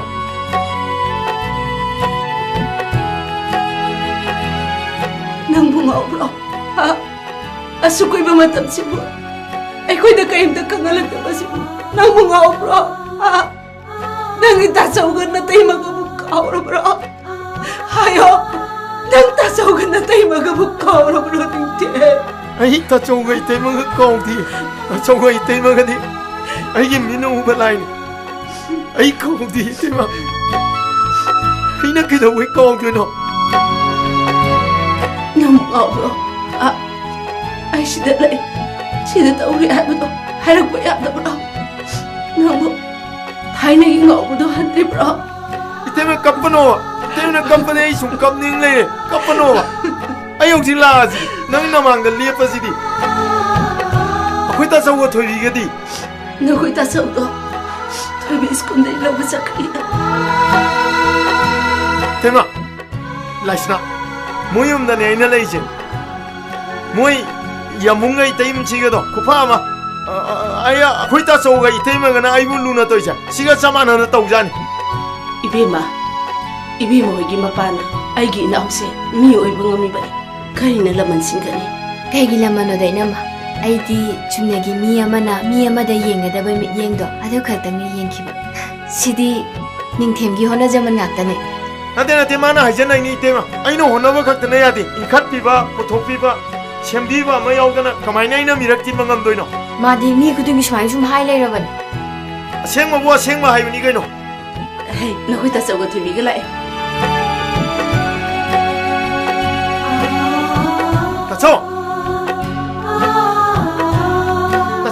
taso ai lai taso Lagi Bang Ton Lagi lo Bang Ton lai lo Akhoi chơi đi lấy sai pháo này ta cho cây nói là tụi mình lấy đủ cái đâu ta cho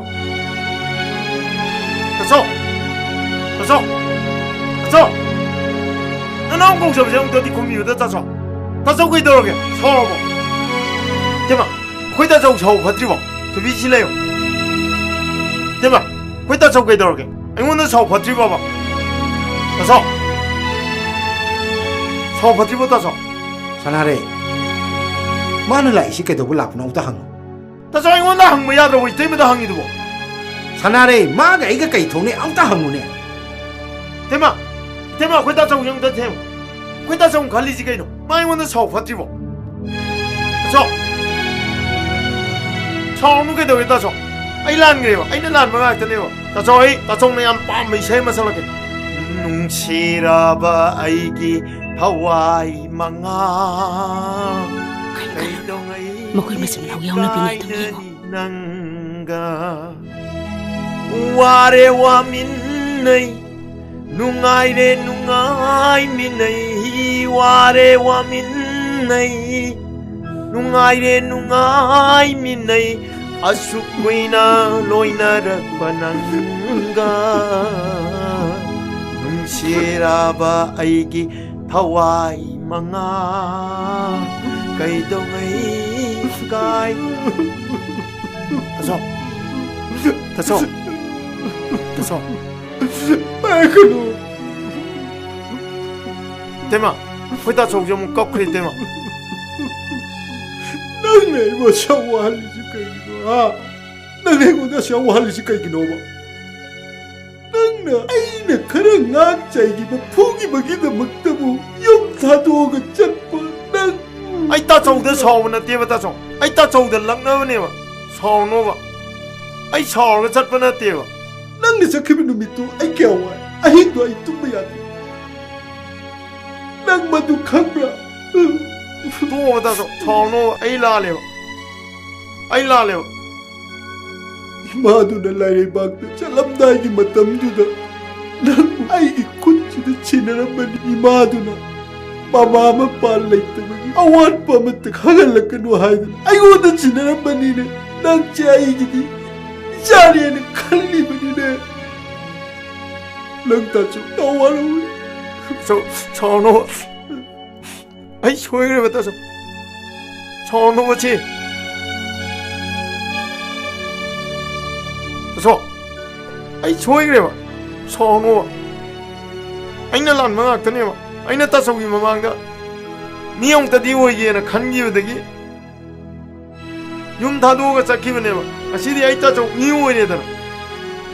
Liter.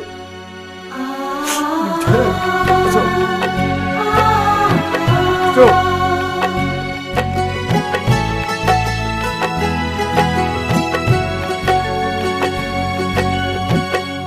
Kalamino.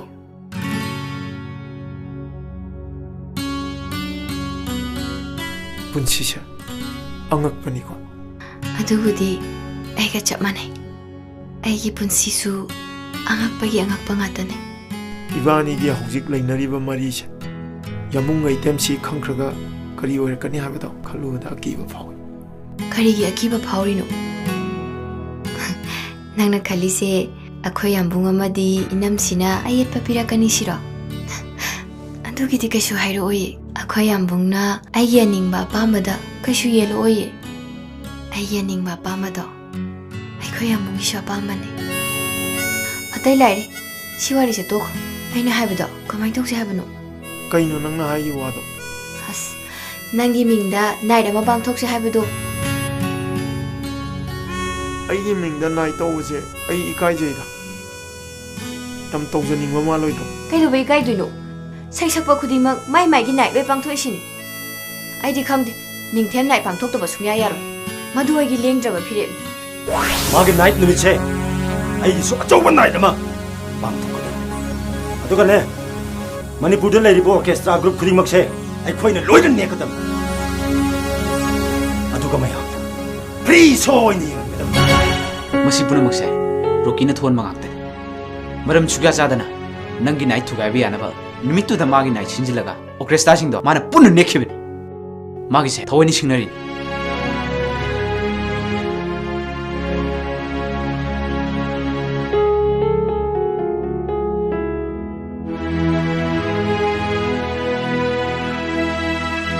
ꯅꯤꯡꯊꯦꯝ ꯅꯪ ꯀꯩꯝꯇ ꯈꯜꯂꯨꯅꯨ ꯈꯣꯡꯕ ꯊꯤꯟꯕ ꯍꯩꯕ ꯃꯌꯥꯝ ꯑꯃ ꯂꯩ ꯑꯅꯧꯕ ꯕꯦꯟ ꯑꯃ ꯁꯦꯝꯃ ꯂꯣꯏꯔꯦ ꯑꯩꯅ ꯄꯨꯝꯅꯃꯛ ꯐꯅꯕ ꯁꯤꯟꯒꯅꯤ ꯑꯦ ꯑꯗꯨꯗꯤ ꯀꯩꯝ ꯋꯥꯔꯨꯔꯅꯨ ꯑꯩꯒꯤ ꯏꯃꯥꯟꯅꯕ ꯈꯣꯡꯕ ꯊꯤꯟꯕ ꯍꯩꯕ ꯃꯌꯥꯝ ꯑꯃ ꯂꯩ ꯀꯩꯅꯣ ꯇꯧꯔꯤꯁꯤꯅ ꯍꯣꯏ ꯇꯥ ꯍꯣꯏ ꯍꯧꯒꯠꯂꯣ ꯍꯧꯒꯠꯂꯣ ꯍꯧꯒꯠꯂꯣ ꯆꯂꯣ ꯑꯁ ꯍꯧꯒꯠꯂꯣꯃꯦ ꯑꯁ ꯁꯤꯁꯨ ꯌꯥꯔꯣꯏꯅꯦ 시는 못 떠오시오. 개비, 개비. 암튼 볼로미. 알아. 헛것로 하이네. 레는 뭐? 나도 둥겠어. 저러 나도 둥게. 암튼 헛것로 하이네. 와리에로 몸내려. 너네 칼라만 망란도 멍펑은 비야래. 아두 일라시. 칼라는 뭐? 가사이 두비세 망감다 망데. 저러 알아. 다질렀더는 뭐. 헛것로 와로 몸내려 하이네. 그리 와노. 아씨. 나한테 요새 빵도 오게.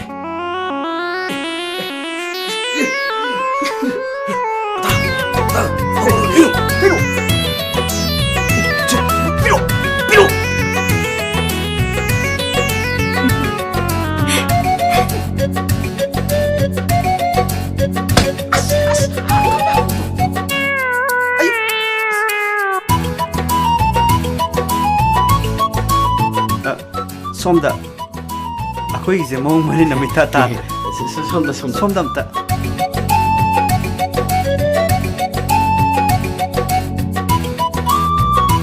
aina haibisingduni tangba lead guitarist ni kebi drummer nauba bass guitarist sising aina haibu ꯑꯩꯒꯤ ꯃꯤꯡꯅ ꯑꯩꯈꯣꯏ ꯍꯥꯟꯅ ꯈꯪꯖꯩꯗ ꯁꯣꯝꯒꯤꯅ ꯂꯩꯁꯅꯥ ꯁꯣꯝꯒꯤꯅ ꯑꯩꯈꯣꯏ ꯁꯥꯅꯤꯡꯊꯦꯝ ꯑꯩꯈꯣꯏꯅ ꯂꯥꯛꯆꯔꯤꯁꯦ ꯅꯤꯡꯊꯦꯝ ꯅꯥꯏꯠ ꯍꯥꯏꯅ ꯃꯤꯡꯊꯣꯟꯕ ꯃ꯭ꯌꯨꯖꯤꯀꯦꯜ ꯅꯥꯏꯠ ꯑꯃ ꯄꯥꯡꯊꯣꯛꯀꯦꯅ ꯀꯟꯅ ꯁꯦꯝ ꯁꯥꯖꯔꯤ ꯍꯥꯏꯔꯤꯕ ꯅꯥꯏꯠ ꯑꯁꯤꯗ ꯑꯅꯧꯕ ꯕꯦꯟ ꯒ꯭ꯔꯨꯞ ꯑꯃ ꯁꯦꯝꯒꯠꯂꯒ ꯅꯥꯏꯠ ꯑꯁꯤ ꯄꯥꯡꯊꯣꯛꯃꯤꯟꯅꯒꯦꯅ ꯃꯗꯨꯒꯤ ꯃꯇꯥꯡꯗ ꯈꯟꯅꯕ ꯂꯥꯛꯆꯕꯅꯤ ꯃꯗꯨꯗ ꯑꯩꯈꯣꯏꯅ ꯀꯩ ꯄꯥꯡꯖꯧ ꯍꯥꯏꯕꯅꯣ ꯅꯧꯅ ꯐꯣꯝ ꯇꯧꯖꯒꯗꯧꯔꯤꯕ ꯕꯦꯟ ꯒ꯭ꯔꯨꯞ ꯑꯁꯤꯗ ꯃꯌꯥꯝꯁꯨ ꯁꯔꯨꯛ ꯌꯥꯕꯤꯌꯣꯅ ꯍꯥꯏꯖꯕ ꯂꯥꯛꯆꯕꯅꯤ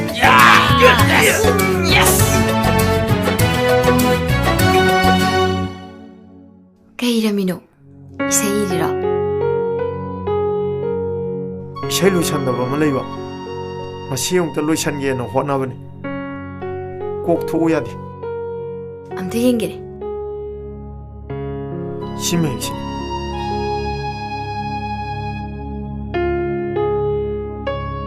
ꯁꯦꯡꯂꯕ ꯑꯇꯤꯌꯥꯒꯤ ꯁꯪꯕꯥꯟꯅꯔꯕ ꯃꯆꯨ ꯑꯃꯛꯄ ꯌꯥꯎꯗ꯭ꯔꯕ ꯅꯤꯡꯊꯤꯔꯕꯤ ꯁꯛꯇꯝꯅꯤ ꯋꯥꯎ ꯁꯤꯗꯤ ꯌꯥꯝ ꯐꯖꯩꯌꯦ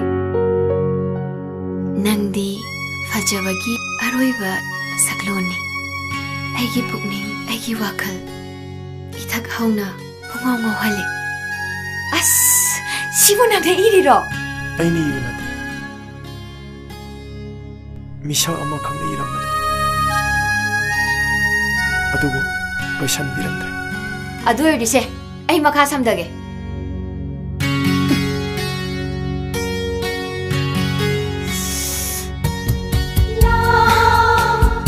ꯄꯨꯟꯁꯤꯒꯤ ꯑꯍꯥꯟꯕ ꯊꯦꯡꯅꯕ ꯃꯤꯀꯨꯞꯇ ꯈꯪꯍꯟꯈꯤ ꯅꯍꯥꯛꯅ ꯅꯨꯡꯁꯤꯕ ꯍꯥꯏꯕꯗꯣ Zaini nangido. Yaine. Ai salagi. ꯀꯩꯁꯨ ꯈꯪꯗꯕ ꯆꯝꯂꯕ ꯊꯃꯣꯏꯕꯨ kinahagna nungsigi ibangta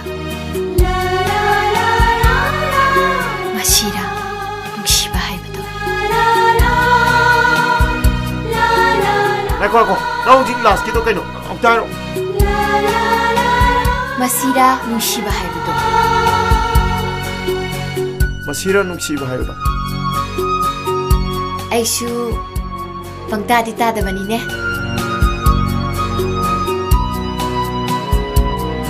Siya naki night sa kiningan. Loisyan na nawa huna daw yadre. Doon nga loisyan din na siya. Ay yam na sa pazari.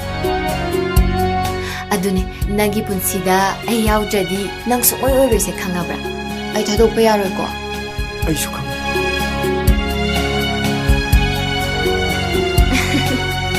yamlok sanarame ko minamsi minamsi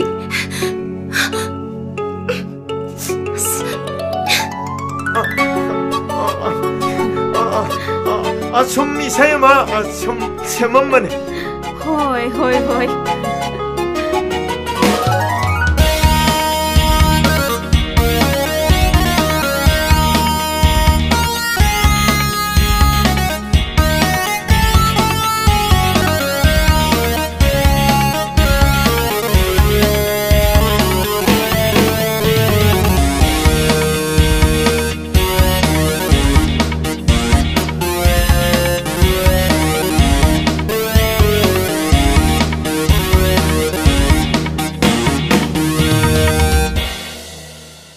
moyambo ay nangarang haibado kamay tawsi haino Ay suya mo na kaliban eh. Tabak ay base. Hekta taha tabo yaw natte. Angangan ni sila tawjari ba. Tingthem night ama bangto kalina sa liba sisu. Hayeng amuk tare to. Maram matuna. Makoy ani gin night siloy baga. Ay koy ani samdana. Tingthem gi mayam na pati metay ma. Unaruraga. Tap na inakana luho ba tabi ni? adudi nungay ba pawnina angani dusu khangan mana phatro Madudi yam pabawani. Kasu kaiti. matam khudimakta miyamgi thawgal tawbada nabuningda apamba mihoba oje oithak haibase matam khudimakta thado madutana mai papo oigani ko nangi punsida masimadi kauranu ko ningthe Oja. Ay mai pakpo ojagi. mai papo yuko lemna babu nachasu khoiramjari naisna mai papo yuko Hayeng magi night. Hayeng magi night natte. Hayeng magi aru banugine. Namsi hau tare nabani thola bro au phulei namsi akhoi han chalamage asona kan nasu ngandana lau mi jiladi jagak par nungai roi na hairakpa aduga lauthok khotok paisu khra semga da balaiba adu yamu halapga thuna lau ko hoi laktoi jase no yam bung shune lambi da leiri gi hek lakpaga la dong hoi namsi hana chalamage jase chalo soi de ngam da na mai pa ko yu ko Salugi temsi.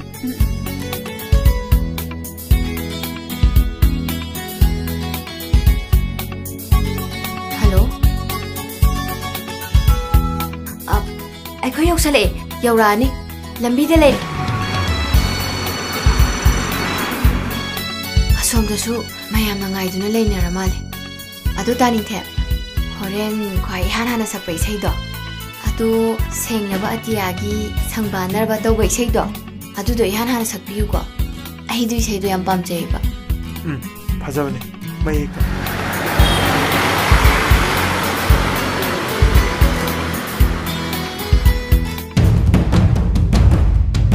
कहीं लंबी में आई तो गाड़ी खाम चल ले जी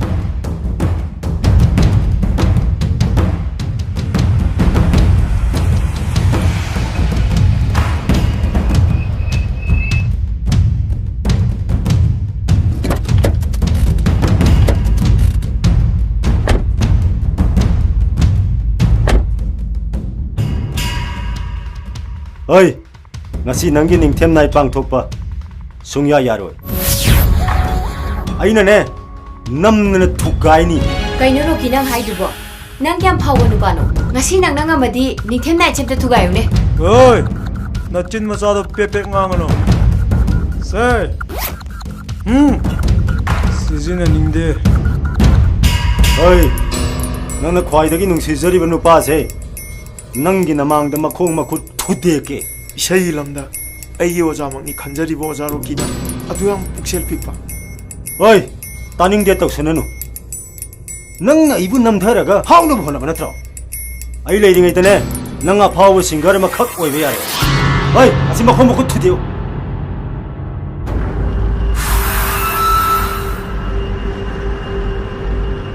바자바자 나이네지. 코티 다나곰치. 바자바자 는 바이디 까이노. 어이.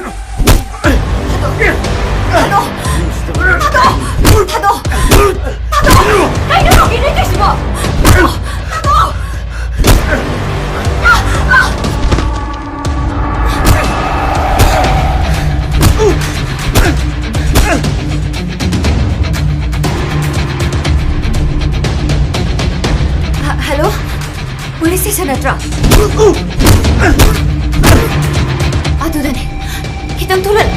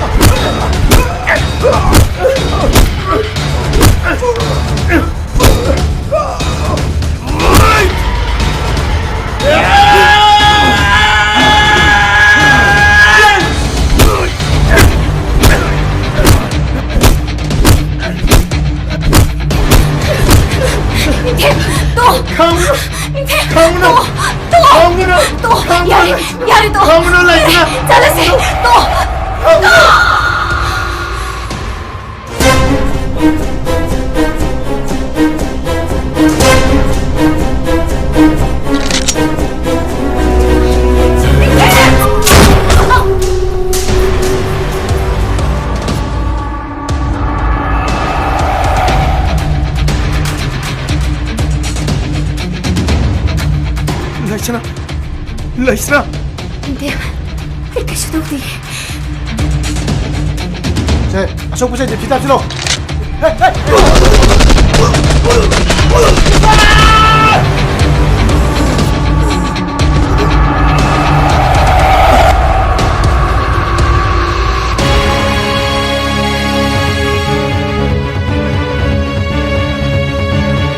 Lesna, kasi daw ay. Kasi daw ay. Bima, bakit tuloy Bima? Yabong Lady.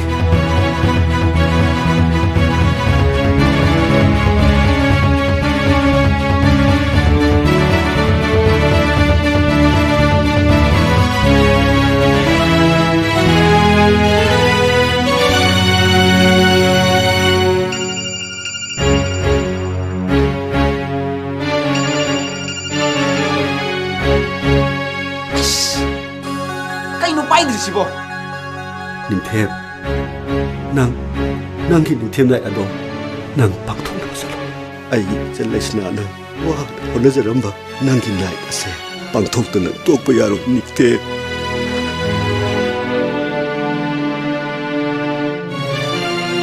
Ningtem, nang chalo. Ichan laisna kay shu daw roye. 여보, 땡치. ay Chaluki.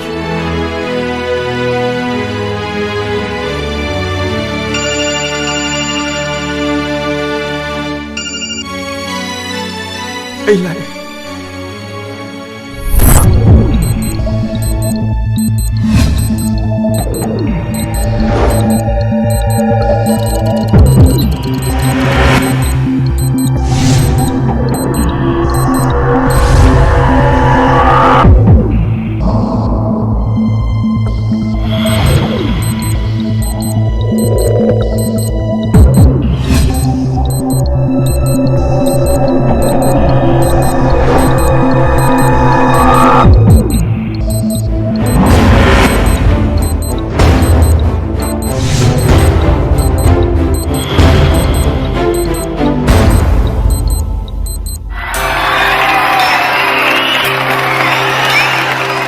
바보 토토레 미식이 노양 그래도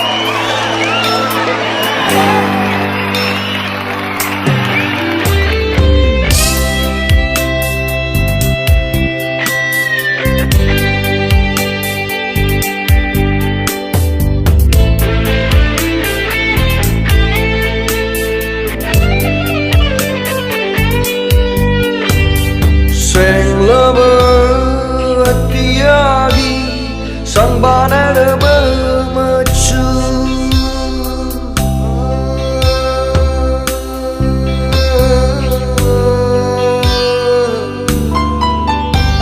어못 버여르비 닝티러비 샷담 낭디 파르바기 아로이비 샷로레 아이기 푸닝 아이기 와커 이탓 하우나 붕아와 wal레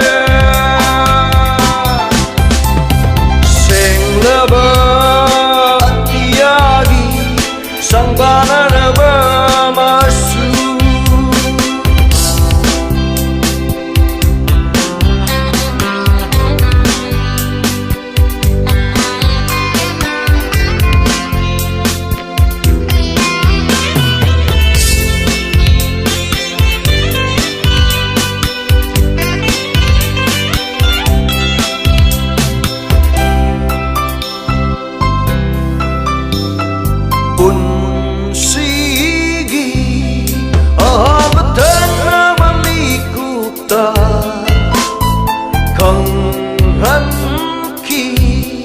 나는 농시를 하이브도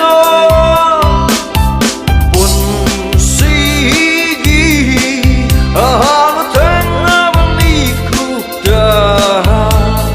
강한 기 나는 농시를 하이브도 거리 숙항 가봐 삼가봐 다모이부 생신 피나 Sigi e factor Masira nung siga haibado Masira nung siga haibado Masira nung siga haibado Masira nung siga haibado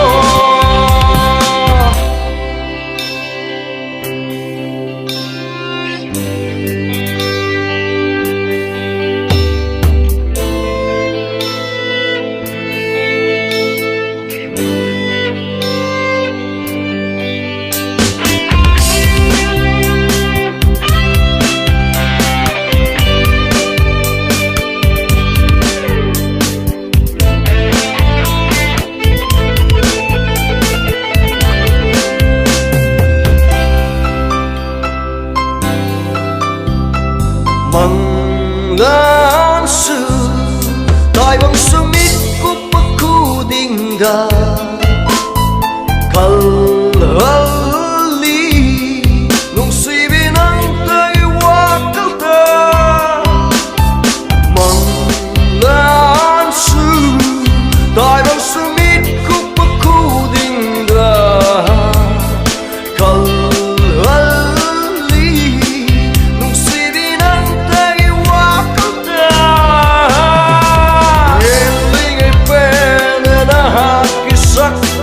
Tanzania ihanlar Tamoygi gasinde Masira nung sila haibado Masira nung sila haibado Masira nung sila haibado Masira nung sila haibado Masira nung sila haibado Masira nung sila haibado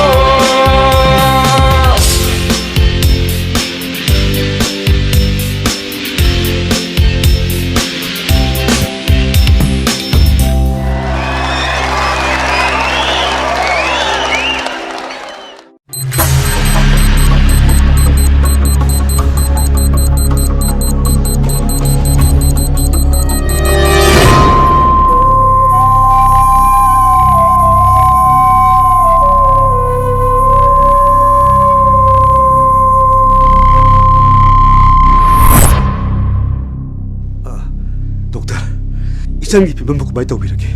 I'm sorry.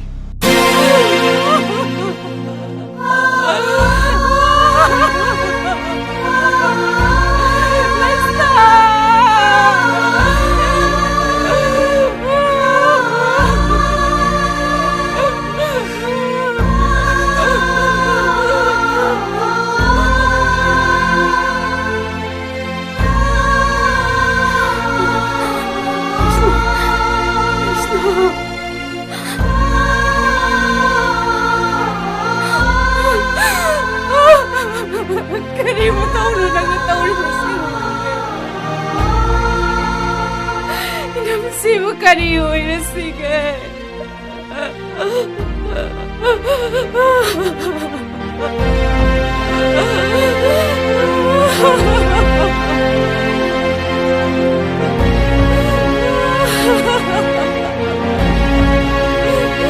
Inamsi mo kari huwag na sige.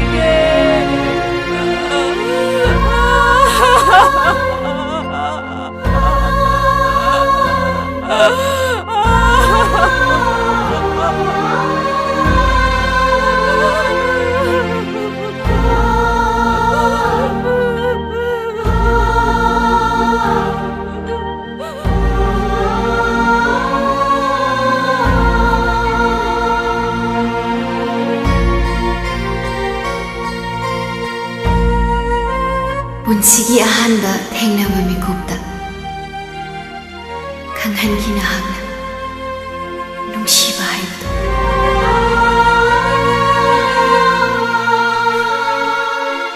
ꯄꯨꯟꯁꯤꯒꯤ ꯑꯍꯥꯟꯕ ꯊꯦꯡꯅꯕ ꯃꯤꯀꯨꯞꯇ ꯈꯪꯍꯟꯈꯤꯅ ꯍꯛꯅ ꯅꯨꯡꯁꯤꯕ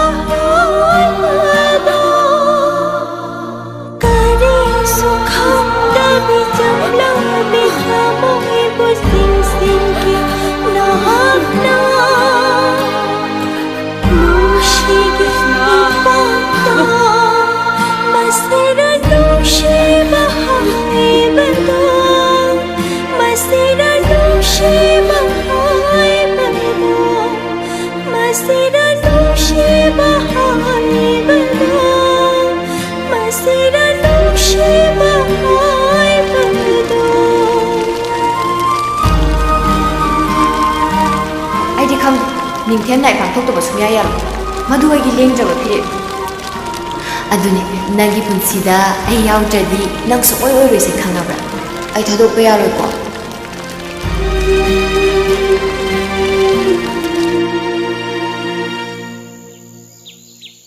ꯑꯦ ꯇꯥꯏꯊꯦꯝꯅꯤꯅꯦ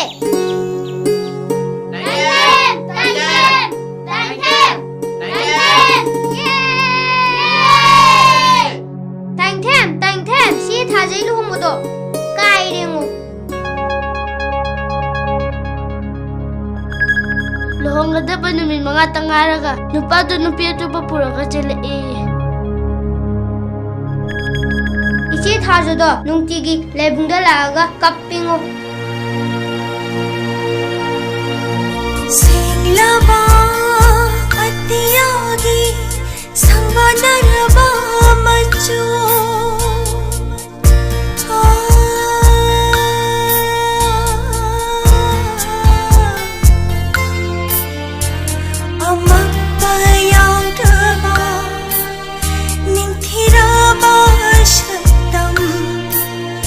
Nangdi phasabagi aroi basak loni aigi pukning aigi wakhal ithakona ngau ngau halle